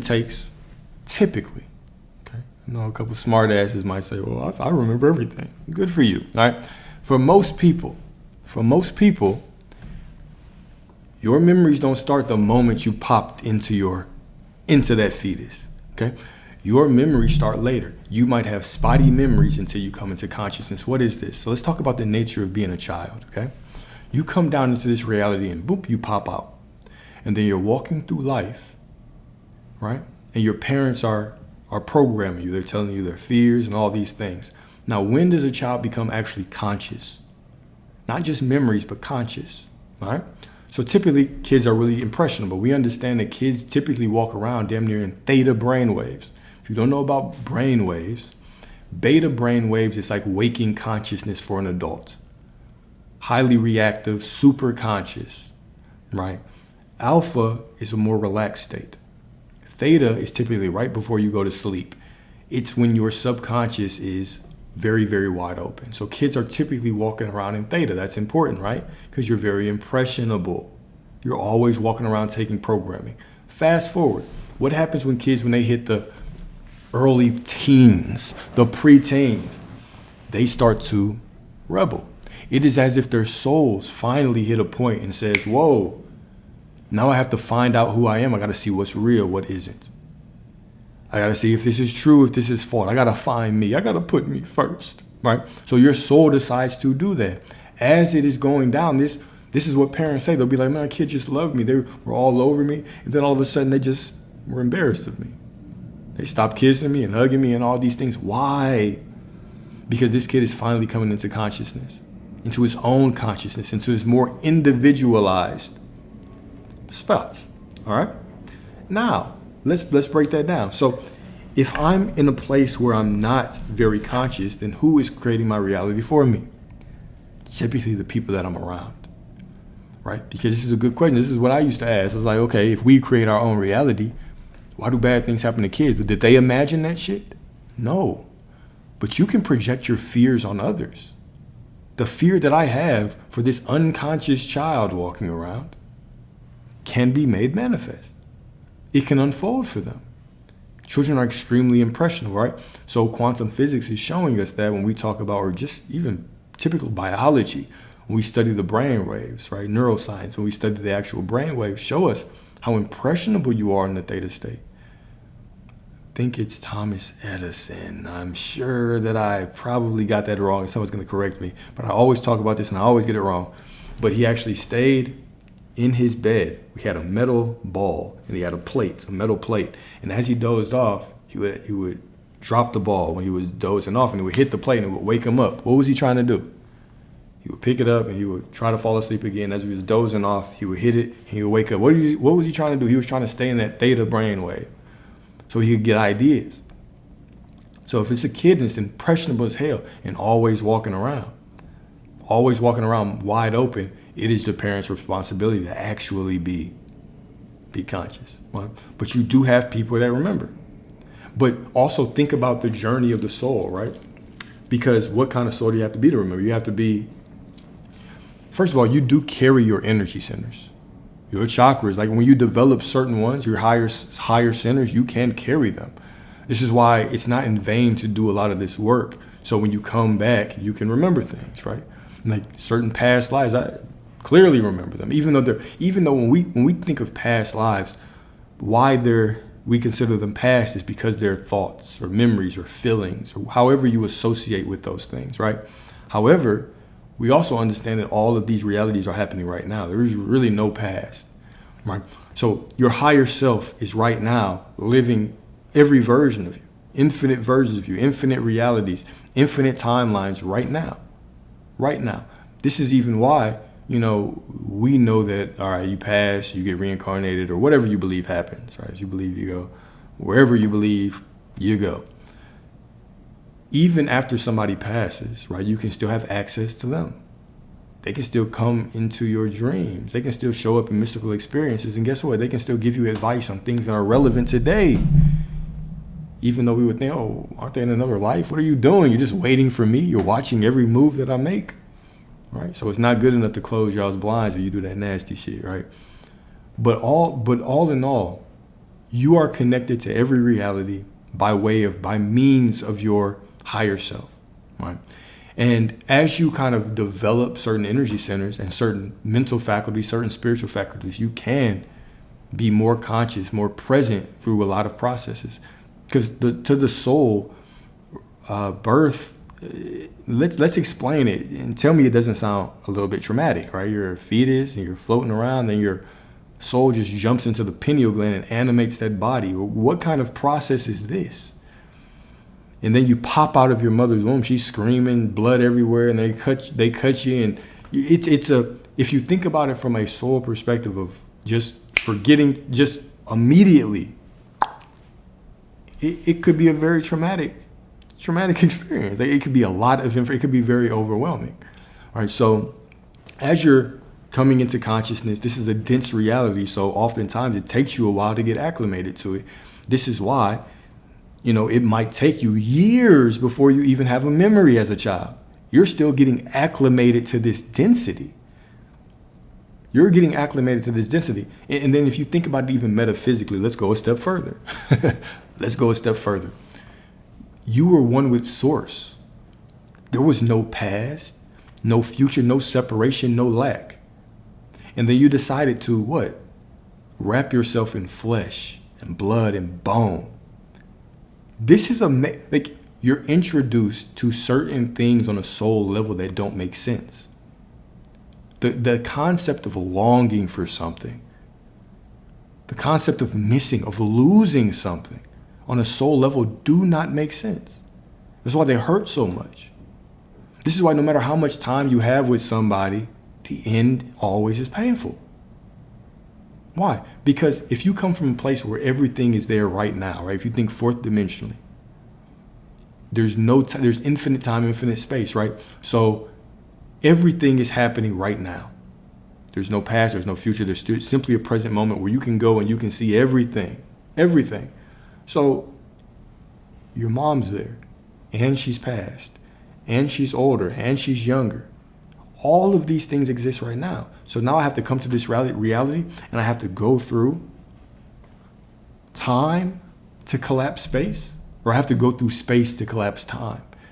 I can't just go through time and go through space to get to what I want. I can't just experience all of it. It's this linear experience. So now your soul is introduced to longing. Longing doesn't exist when everything exists right now.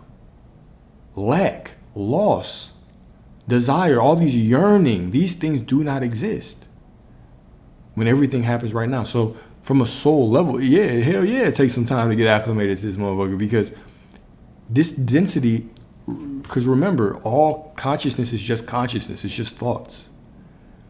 This reality is extremely dense. This is why it takes a little bit of time for your thoughts to be made manifest, right? Because this reality is just dense. It's made of nothing but thoughts, but it's dense. It takes some time for you to be like, okay, it's time. We're good now. Let's go. So this is, when we talk about children and all these things, this is what we're talking about. Is they're highly impressionable to other people. This is why you have to be careful with who you choose. And you choose specific parents to give you specific experiences. Even if the parents, the example I always give is, even if the parents that you choose just has extremely limiting beliefs, because you knew on a soul level, if you can overcome those beliefs, you can overcome anything. Some of you just wanted certain experiences to shape you, to get you down this path. And so we can complain about our parents, be like, they weren't there, this one didn't show up, or yada, yada. But when we really think about it, would you even be the person you are right now without them, right? How many people get hurt by a parent, and then or something that happens to them when they're young, and all of a sudden they turn into an advocate against that thing? They had this within them all the time. They had that drive, they had that power within them this whole time. That was just what they needed to step into something. Exactly. One of the beautiful stories that I heard, right, was this woman. I'm sure that somebody else knows this story, because it's not my story. It's something that I was reading. But this woman, she was a loner. She's a very mean woman, per everybody around her. She was very mean. She stayed to herself. Even her family kind of left her. She was by herself, right? She ended up having a one-night stand with a dude. Dude left. She had a child. Child with special needs. One other thing to notice, right? When we talk about special needs, it takes a special soul, right? Anyways, let me finish this story, then I'll do that. So, kid with special needs, all right? And she fell in love with this kid. Completely changed her life. Right? And then the kid drowned one day when he was young, like 4, I think, drowned. So there was a being that channeled the spirit of this child, and it turns out that this was a very, very old soul. Even though old soul is relative, because there's no beginning and end. When we talk about old, we're talking about the number of experiences, put it like that. even though age is meaningless on a soul level. And the only purpose of it coming to earth was to show her love. That was it. And once its job was done, checked out. So this is another thing we have to think about the nature of the soul, is your soul doesn't necessarily have to be here for a long time to fulfill a mission. We look at certain historical figures that checked out early, right? Even Yeshua, right? Even Jesus, right? When did he check out? 33. Now, on another hand, right? If one either a child or not. So both, right? It's always a mutually beneficial experience. It's always is, right? Even if it's on a subtle level, parents and children always teach each other things. Now, even moving into the nature of like special needs children, okay? These are typically older souls, more experienced souls. These type of souls take a lot more care with who they choose to parent them. This might be a soul that wants just a simpler experience, or just a soul that simply signed up to teach the parent things, right? So when we say like nothing is by accident, we're not saying nothing is by accident except for a couple of things. We're saying everything is intentional. We're saying that you did not come down here empty. You came down here with meaning, with purpose, with intention. You didn't just fall out of the sky for nothing. You came down here with meaning. This is why you are absolutely worthy. Just because you draw breath, you are worthy of the life that you want. Like, if you've ever been, around someone that we consider special needs, right? If you've really had a conversation, these are extremely special people. These are extremely, you can't even put it into words. These are extremely beautiful people, extremely beautiful souls, right? So, and I say that to give a different perspective, right? And to kind of show, because sometimes we will ask things like, why does this happen? Why does that happen? What do you mean, why does this happen, right? Do we believe that the divine is accidental? Because that's what we're saying. We're saying, why do these things happen? Why do we believe that the source is accidental? Even the whole, why do bad things happen in life? Reality is done. Everything is created. We are the ones that are down here choosing and judging things as right and wrong, good or bad. It's all for you. The only reason it can't be for you is what? If you declare that that's what it is. If you declare that that is what it is, right?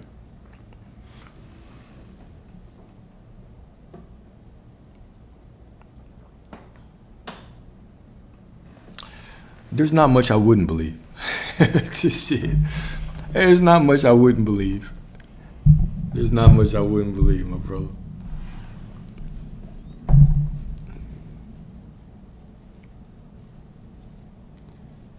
But why are we wiped? Do you mean memory? Wiped of memory? Is that what you mean? Because I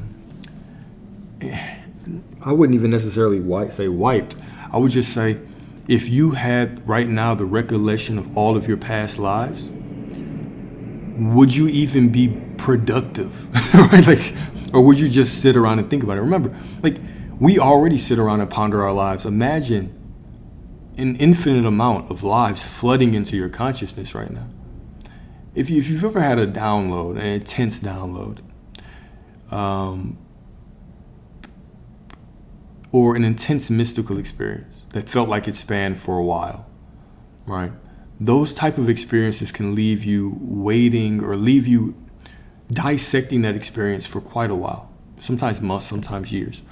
Now imagine if all these lives came flooded back, right? It would not benefit you in this life. Even people that remember their past lives, those memories are, well, I can't speak for everybody, okay? But even the experiences that I remember, right, they're not memories as in something that, they're more feelings that hold information, if that makes sense. It's not as if I'm thinking through linear time about these experiences. Maybe some people do. And I would love to hear somebody explain that if they receive, that information from a linear perspective. But it's more so, it's more complex than that for me. It's more complex. I just put it like that. If you had a whole bunch of lifetimes in your mind, it might be very difficult for you to choose what to do next. Yeah. Okay. So like my brother said, so one of the analogies that I use in how we were created in this illusion of separation is that if all of source created one divine vessel to hold all of it, because it wanted to experience his creation. And so you're the divine vessel. And so when source tried to put all of that light into one vessel, what happens is it exploded into all of these fragments, which gave the illusion of separation, but it's all you. Right, but this is the only way that your vessel can contain all the light of the Most High, is that it's so many of us walking around here. It's this illusion of separation with that one mind illuminating all of us, right? All of us.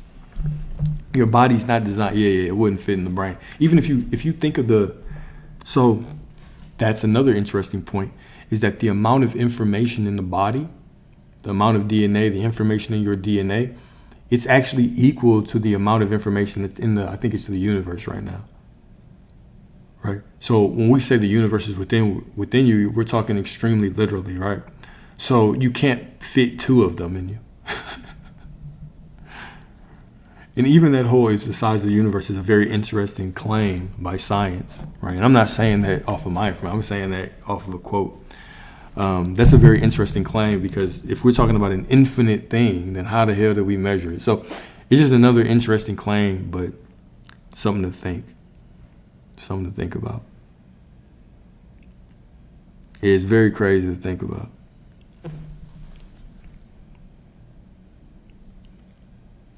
How do I feel about astral projection? How do I feel about it? I feel great about it. Love it. Cool.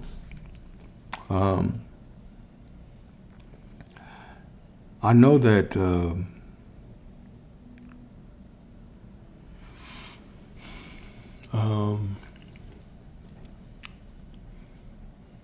I just put it like this: anybody can do it. Anybody can astral project. When we talk about all those things, astral projection, or we talk about something like lucid dreaming or receiving downloads, those are things that we can all do. You just have to give yourself the environment to do it. Give your body the actual capacity to do it. So astral projection is basically your etheric body. We'll put it, it's not really your soul leaving your body, because your soul's it's not your body, it's everything. It's more so you leaving this physical vessel and traveling wherever you want. Right? So, how do you explain this? If anybody wants to jump on and explain this shit to everybody, go ahead and do it. But I've never really tried to explain astral projection. I guess from a simplistic perspective, what would make sense to say it in plain words would be your soul leaving your body and traveling wherever you want it to go, right? So for instance, what naturally happens when you actually sleep is your soul actually does, quote unquote, leave your body, and goes into the one mind. But remember, the universe is within you. So even that is a stretch, right? So your soul can liberate your body. Liberate from it. You don't have to be asleep. No, astral projection does not mean sleep. Nope. It is simply your soul or your etheric body leaving your physical body. You could be asleep, but you could be awake. You could be in meditation and do this. Study what is the CIA files? What is the CIA files? Where they were training people to astral project to collect intelligence. It's, Let's see.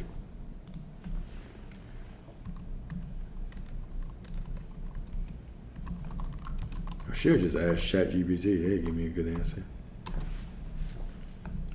Yeah, Gateway, Project Stargate. Project Stargate. All right. If you look up Project Stargate on the CIA, they talk about there were classified documents that were released. Matter of fact, let's go and read it. Let's see what ChatGPT has to say. Actually, we can just read this. Okay. So the CIA explored astral projection and related phenomena like remote viewing through programs like the Gateway Process and Project Stargate. So if you actually, there's Gateway tapes and everything. So if you know what remote viewing is, that's basically you being able to look into a different location from wherever you are. Let me tell you all a crazy story. One of the first times that I actually astral project, I actually saw somebody that I was dealing with doing some shit. And I could never explain how it happened. I could never explain how I knew this. But anyways, so the CIA explored astral projection and related phenomena like remote viewing through, I know some of y'all are probably like, ooh, I want that power. Well, I want to do that shit. No, you don't. You don't want to do that. All right.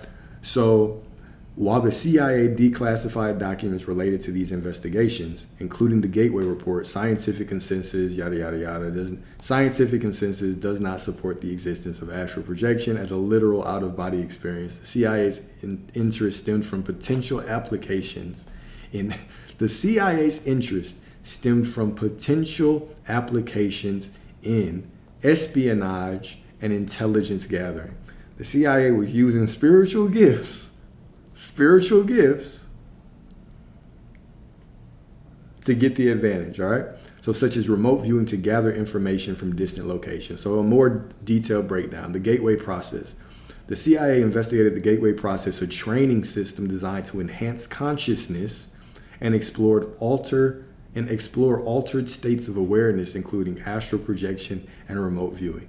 Project Stargate, this larger project encompassed various parapsychology programs, including remote viewing, telepathy, and psychokinesis. You had a whole bunch of people still run around saying this shit is fake. Telekinesis? Like a wizard? All right. With the goal of exploring psychic abilities for intelligence purposes. Declassified documents. The CIA declassified documents related to these programs, including the Gateway Report, which details techniques for achieving altered states of consciousness and potential applications in space-time transcendence. The CIA. Okay. The CIA's interest in this phenomena was driven by the potential for gathering intelligence, particularly through remote viewing, which involves perceiving and describing details about a target location without physical contact. All right. Let's go to CIA.gov. Look at this long ass document.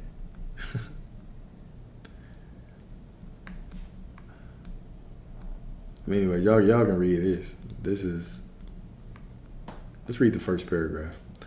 You tasked me to provide an assessment of the Gateway experience in terms of its mechanics and ultimate practicality. As I set out to fulfill that tasking, it soon became clear that in order to assess the validity and practicality of the process, I needed to do enough supporting research and analysis to fully understand how and why the process works.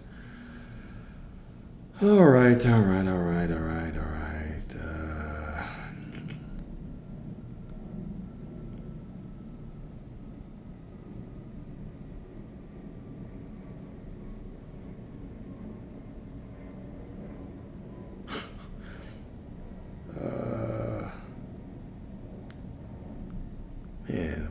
I need a meaty paragraph.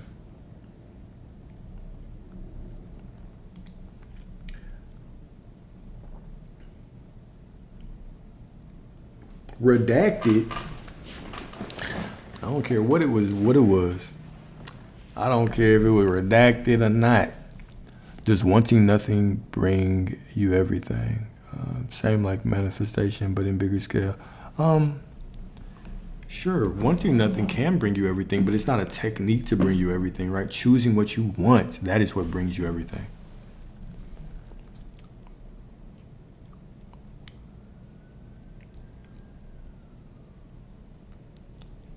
English not the same language.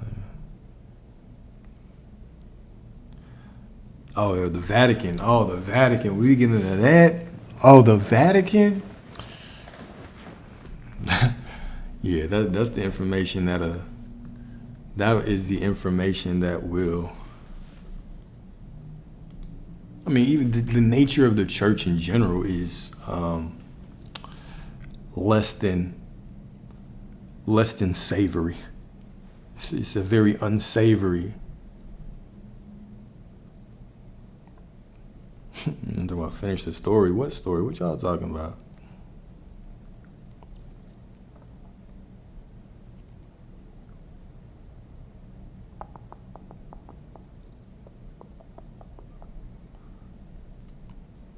But yeah. But yeah.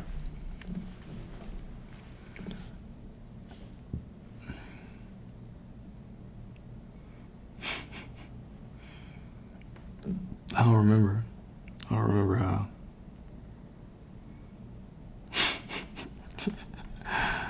Look, that's the quickest. Those are the quickest. I sit here and I ask y'all questions this whole time. That is the quickest y'all have responded since I started doing these lives. The moment I ask y'all what y'all want, here it comes. But if I say, if y'all have anything y'all want to talk about, any questions, crickets. Silence. But now y'all want to hear about this shit. You know what? I'll think about it.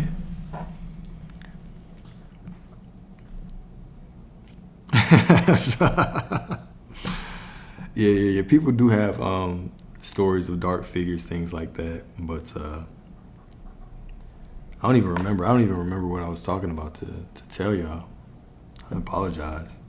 It's crazy. You know,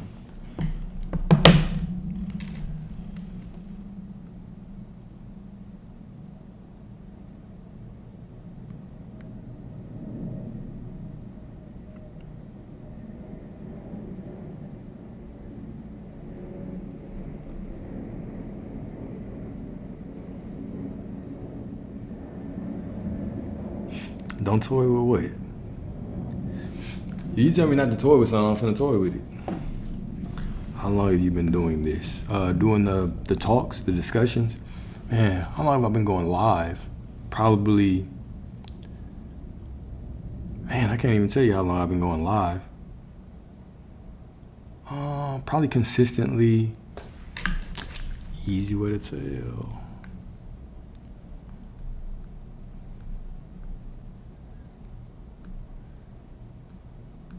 I started doing this in, oh shit, end of February. Oh, like Awaken, my bad. Thought you was asking me about content, about my personal content journey, my bad. Nah, Awaken, that's a good question too. I think I started I've always been diving into religion and spirituality. It's always been a passion of mine, right? So I was born in the Catholic Church, and I went away from the Catholic Church when I was pretty young. I never really, I enjoyed certain aspects, but I just couldn't get answers to my questions, right? And then once I started asking things, and the answer was always, "Oh, don't do that. That's demonic. Don't look at that. That's demonic. Don't." That's when I was like, okay, all right. So I went away from the church, and then I didn't believe in anything for a while. But even that is an admission of believing in something, right? So, and then I had a couple mystical experiences that really pushed me back down a good path. And here I am. So I think my problem with the Catholic Church, it was, and I can't even say my problem with them. What I could never grasp with traditional, with Catholicism, even Christianity as a whole, was kind of the lack of desire to seek knowledge. It always felt as if, if I have questions on something, I can't go outside to look for it. I have to, if it's not in this one little book, then it's not true. And if I ask a priest or somebody too pointed of a question, it's, oh, well, there's some things that you just have to believe and have faith, and other things you just shouldn't know that, and you just have to have faith for some. What are you talking about, right? Right. So it was always, I always struggled with just getting clarity, and so that's what it felt like to me. It always felt like some kind of authority. Now I will say this though. Whatever gets you closer to the Creator, cool. Right? Whatever gets you closer to the Creator, do what you do.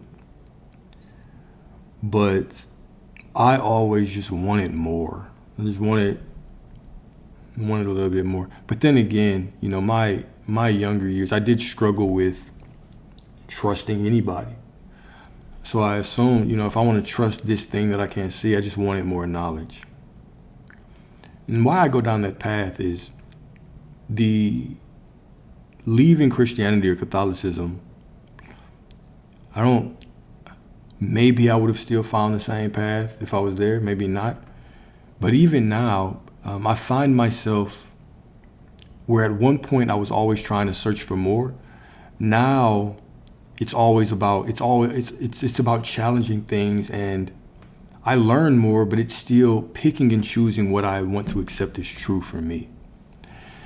And one thing that leaving organized religion kind of helped me understand, helped me see a lot clearly, was that there are so many versions of the truth.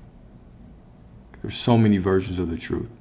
And at our core, as humans, we're all looking for some kind of purpose. We're looking for something larger than ourselves that we can believe in and trust, and that we can be seen by. And so, that's what everybody's doing. Like, whatever way you go down that path, cool. And so this is why I even take care to, at certain points during the discussion, bring up things like, look, you can do this without any spiritual knowledge. You can create the reality that you want without any spiritual knowledge. I just wrap it up in spirituality because that's who I am. Right, that's just what I believe in. So I like to wrap this shit up in a nice little bow from that perspective. But does knowing yourself, or does creating the reality that you want, require religion? No. But it gave me the foundation to actually find this. Right. I don't know if I would have found reality creation without going down the spiritual path. So, it's just another thing, right? There's so many different ways to get to the same thing. And we all say the same thing in different ways, right? It's like if somebody has a cold business and they're going to tell you, look, you have to know that it's going to work out. You have to work hard until it does, and discipline, and they're saying the same shit. Mentally, you have to show up every day and yada, yada. They're saying the same shit. Maybe a little bit different, wordplay on it. But yeah, we're saying the same shit. You got to know that it's going to work out. You have to go to the end and stay there. My parents turned on me and the people turned on me, and I kept doing the business. I had to sleep in the car and yada, yada, yada. And you went to the end and you stayed there, my brother. That's what you did. You went to the end and you stayed there. You said, I don't care what the circumstances are. This is going to work out, and I'll look at you. And so it always just comes down to mindset. If you can grant yourself what you want in consciousness, you have it. That's what it takes. That is what it takes.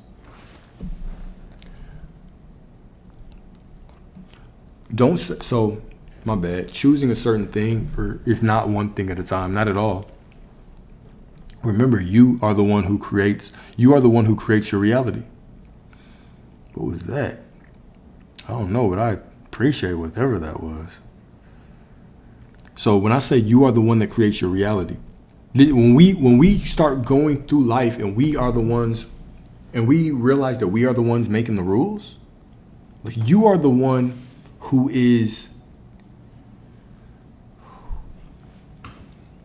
Sorry, I want to make sure that I say this the right way, because this is a very important message, and I say it in different ways. So I want to make sure that I say it in a responsible way. The only rules that exist on this journey of reality creation are the rules that you make. So if you say, I can only create one thing at a time, that's what it is.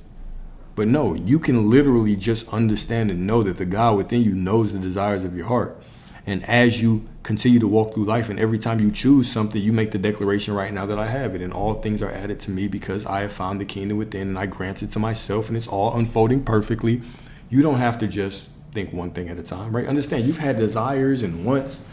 You get new desires every day, right? Just earlier today, I was walking on the Katy Trail and I saw something I liked. I said, oh shit, new desire. Right? You have new desires all the time. So you don't only have to have one at a time. You can have whatever you want. You can have whatever you want. Because even that implies that if I want one thing, I have to stay focused on that one thing until it shows up. Do you? No. Whenever you think about it, you just have to remind yourself that you have it. That's it.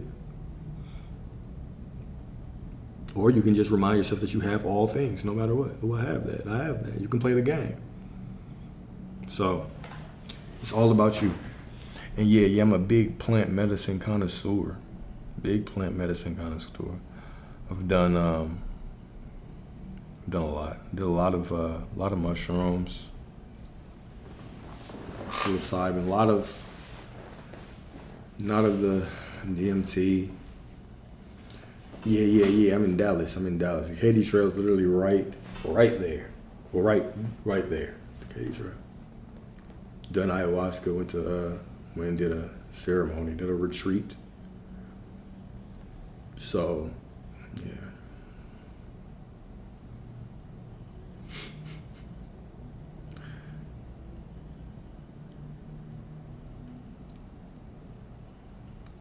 Small world, man. Small world. So your only problem is money. Remember, you're always telling the story. You're always telling the story, okay? You're always telling the story. So you don't have a problem with money. You're just saying the story that you do. What is embodying a new reality? Embodying a new reality is simply beginning to tell a story, telling a different story, right? So I want to say, and I'm glad you said that because it allows me to point this out, right? It allows me to make this point, because this is good for everybody, is be very careful with how you are using your language.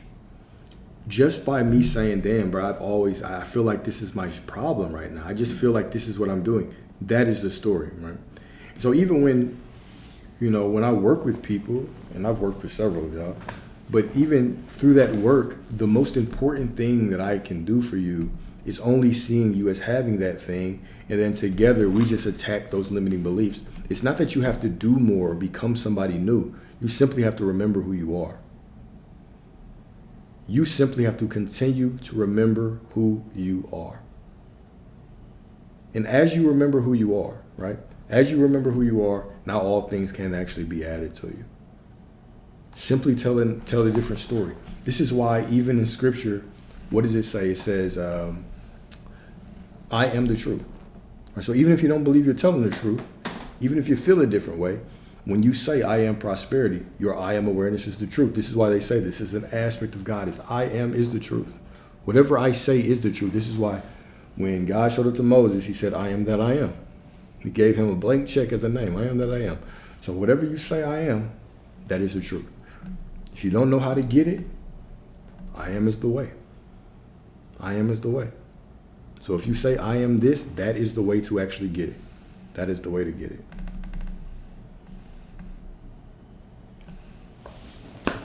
Oh, man.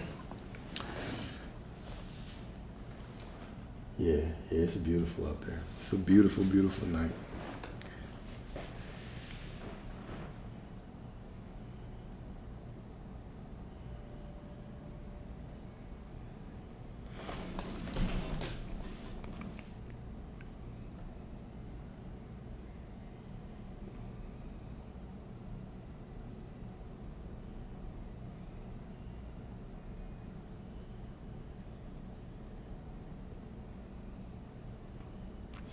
What was I gonna say?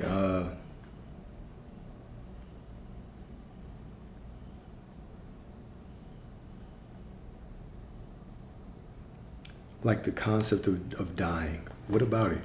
What about it, my brother? Or my sister? I don't know. I don't know. I appreciate you being here. I appreciate you being here.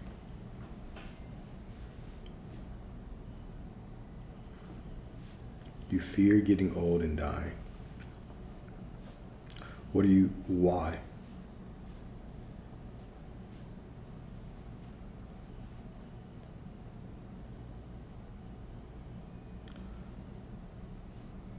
Where do we go after death?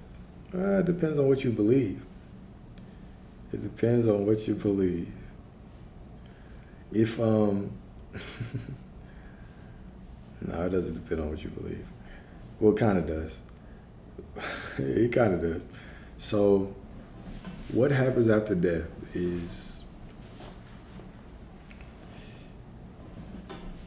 I guess, so, long story short, dang, you missed the lecture. So the lecture is, it was about what you desire is already yours. We talked about pure law of assumption. We talked about pure law of assumption. There's what's called a law of resonance, right? Yeah, you do wake up from this dream somewhat, kind of. There's the law of resonance. Whatever vibration or frequency or whatever you are embodying when you pass, that is going to play a big role in it, right?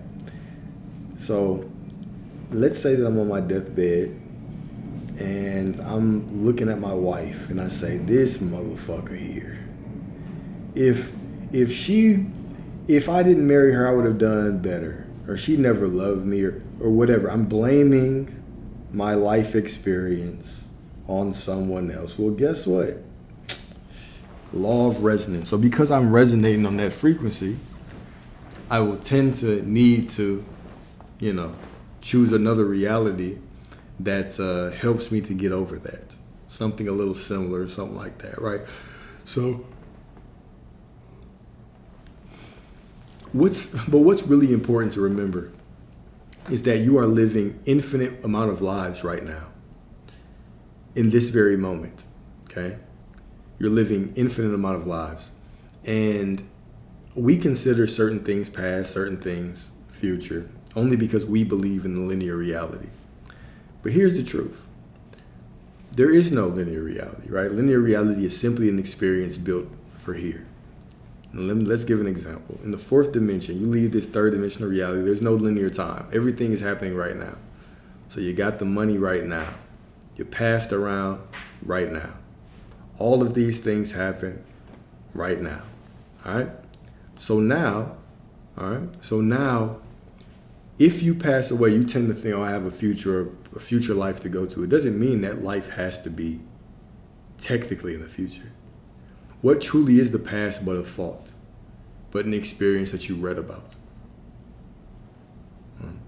So basically, your soul is going to do a little recon. It's going to say, okay, what happened? Where do we want to go now? What do we want to do? There's a whole lot of things that happen. But there are different variations of that based on your beliefs and based on, we can't say that your reality or your beliefs are the truth and then be like, oh, well, there's only this one thing that happens when you pass. So there's all kinds of things that could potentially unfold. So death is up to each one of us according to belief. Fear is leaving too soon.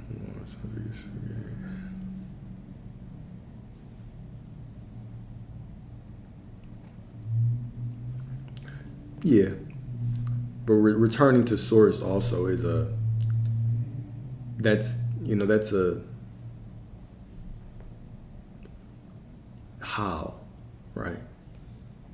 Because technically you didn't leave, all right? So I mean, yeah, we can say you go back to source, but that would also imply that we've left source right now.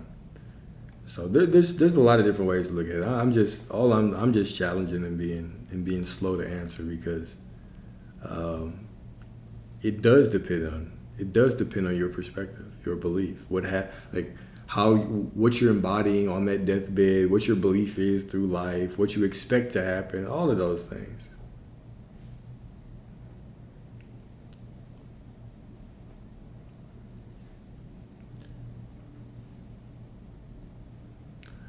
Yes, I believe that. Yes, we do pick certain experiences, right? But also, you still have free will.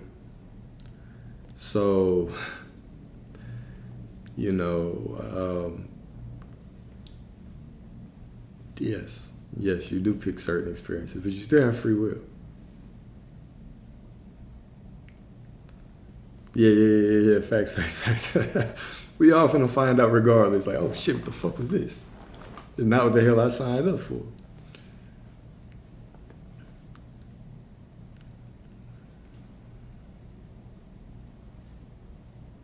What do I do for life? I invest. I trade. I trade options and futures. S&P 500.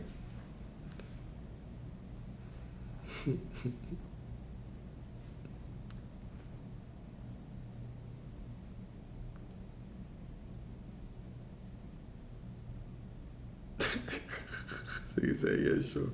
Oh, I came on here just to ask a question to start. All right. They also say no separation. Why are human vessels only able to live up to 100 years? If you, the more that you read, you see that there are certain cultures where people live a lot longer.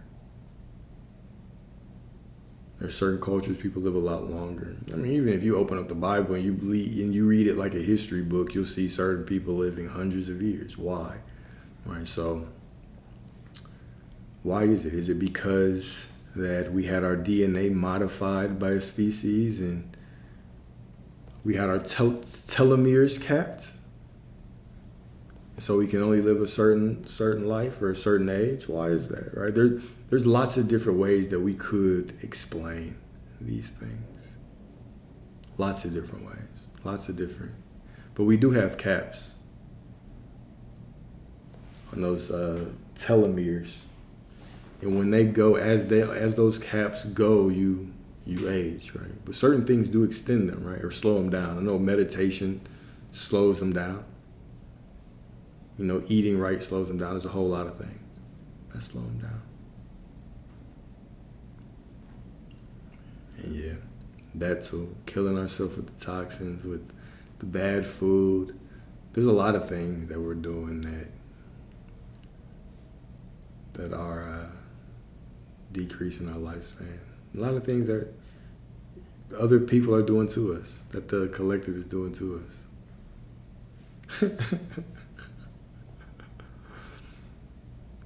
Yeah. I know I'll start talking shit and just crack open a beer and start drinking like, all right, yeah.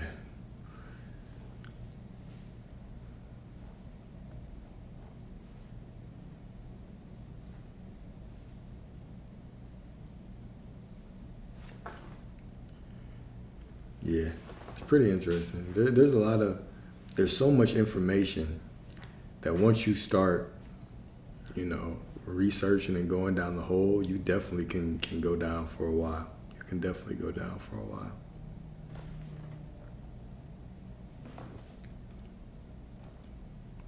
Appreciate you for joining.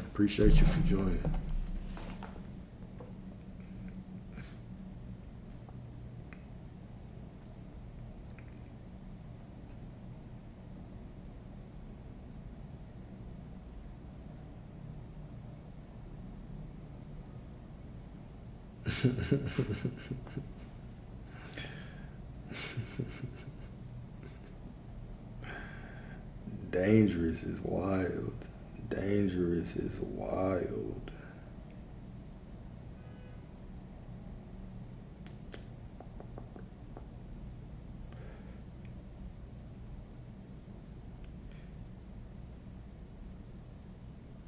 What else y'all got, man? That should be my affirmation now. grounded cosmic energy. I am dangerous, right? It should be a nice. Matter of fact, I'm gonna remix that into an affirmation. I appreciate you. I appreciate you. What's up? What's up? Advice on self-control.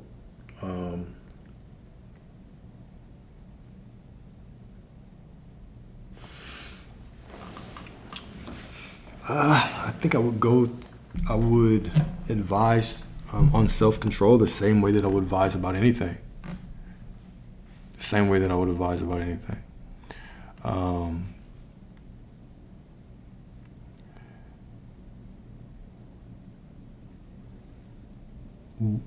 of the most important skills in your life is going to be your awareness, your consciousness, your ability to stay present. And the more present you can be, the more you can make decisions that actually are in alignment with what you want to achieve long term. And I think that is one of the most underrated keys to self-control is presence and awareness. When I'm just unconscious, or when I'm not thinking straight, or when I'm just reacting off of emotions or the situation that I see, it'll be more difficult for me to have self-control. But whenever I am present, I'm aware, I'm conscious, right? I'm observing things. I am embodying who I want to be. Now my self-control can be better, right? There's so many issues that stem from impulsiveness, a lack of consciousness, right? When most people are impulsive, or they lack presence, lack awareness, lack consciousness, they make a lot of decisions that, don't reflect the life that they want or who they want to be. So consciousness, awareness, presence, all of that. And just developing consciousness, awareness, presence, that requires self-control in itself. So it's as if you're developing the self-control to do that, so you can develop the self-control to do other things, right? It's always, I think that's one of the major challenges. And then when you really understand that, you'll see how so many things are trying to take away our consciousness. The food is trying to make you more distracted. Even what they're spraying in the air is making you more distracted. The media and the way it's presented to you, the social medias, all these things, they make us less conscious, less aware, more distracted, less focused. So it's unfortunate. It's unfortunate. What do I think about hypnosis? What do I think about it? What do I think about hypnosis? As a practical way of doing things, sure. I don't like the idea of giving my consciousness over to somebody to do anything to me, really. Unless, no, I don't like the idea of giving my consciousness over to somebody. But yeah, and I've heard you can do. No problem, man. No problem. We all in this together. Yeah, you can do self-hypnosis, right? But I've never done it unless I consider affirming to myself self-hypnosis.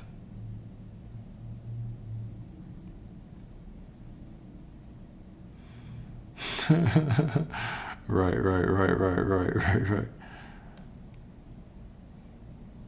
Subliminals are cool too. I will always recommend, if you want to do subliminals, you can always get the Parrot app, and you can speak or record your own affirmations. And as you record those affirmations, you can play them back. You can repeat your affirmations as you go to sleep. All those things. Do you think people regret losing good people eventually?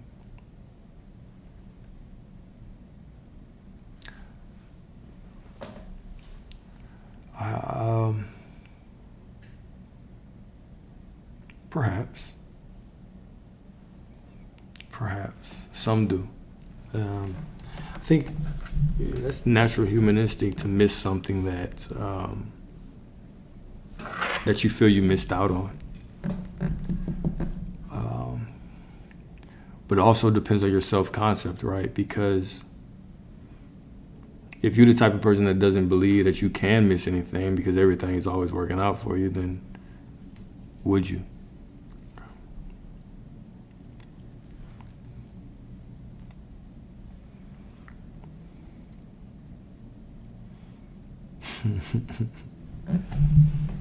I appreciate that. I appreciate that.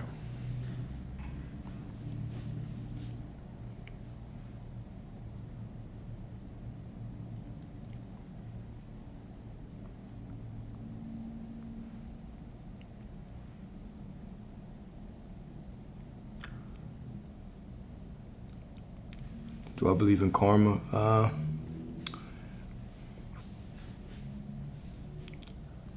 Personally, not really. Not really. I mean, I believe in the law of karma, yeah, sure. I believe in that. What goes around comes around, as within, so without, The law of, what is it, the law of reciprocal something? I'm sure somebody tell me the exact universal law, yeah. But I also believe that the law of assumption trumps all of that. What you assume to be, that trumps all of that. And then what type of affirmations do I like to tell myself? Shoot, whatever I feel in the moment. I don't really have a script of them. If I'm going through something in my life, that I might have one that I like to fall back on. But typically, I just talk shit. Like when I wake up in the morning, I go to the gym, I just affirm to myself the whole time. When I go run, I affirm to myself. And typically, I'm just talking about things that I want in that day, things I want long term. I just flow. I just speak. And it feels real to me. It wakes me up. It keeps me focused. It keeps me present. And I'd rather hear my own voice than hear somebody else. So, yeah. That's also why I like to go so early, is because, I have to worry about other people watching me do it. I don't have to worry about other people watching me do it.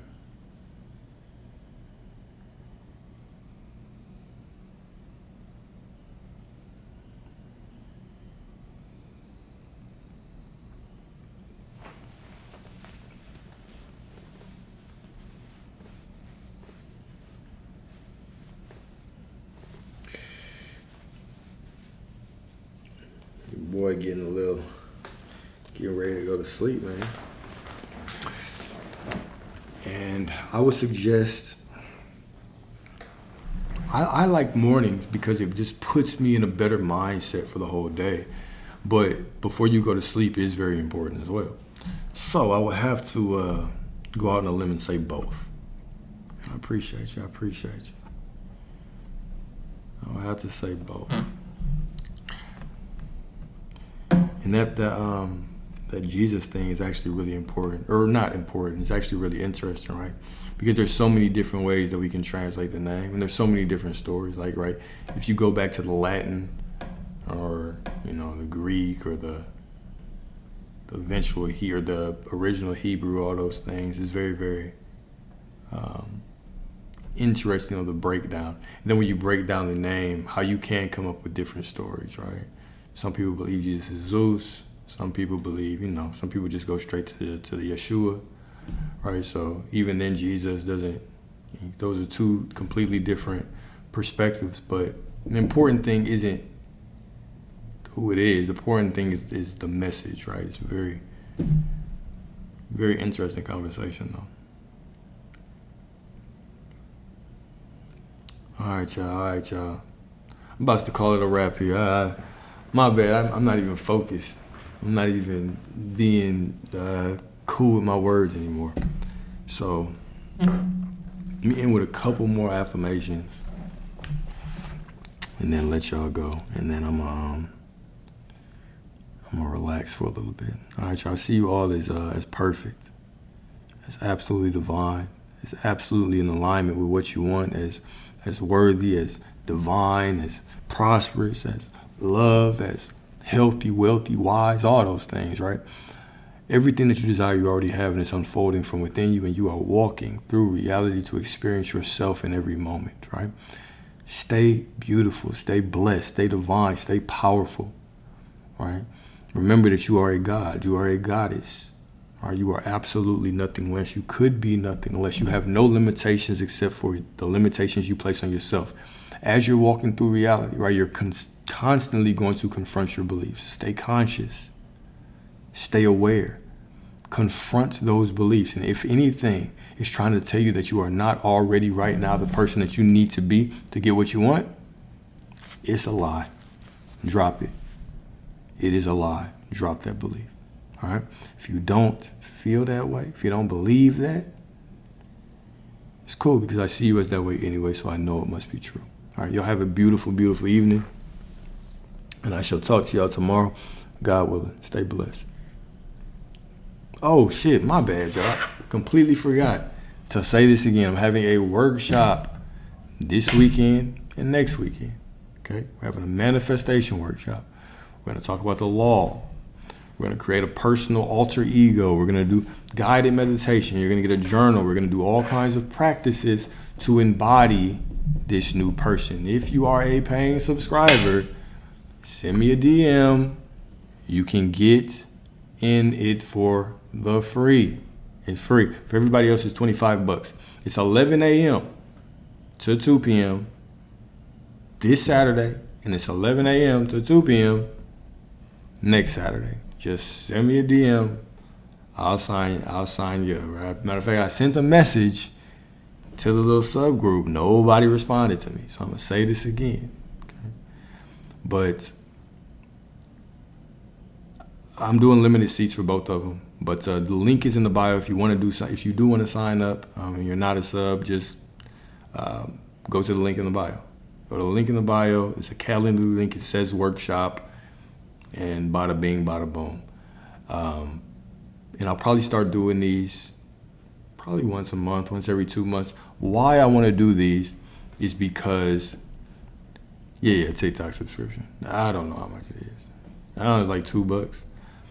But why I want to do these is because it does give you a more hands-on option outside of the individual coaching, right? Because I understand a lot of you want more personalized coaching, which is fine, but maybe you just don't want to do the one-on-one thing or for whatever reason.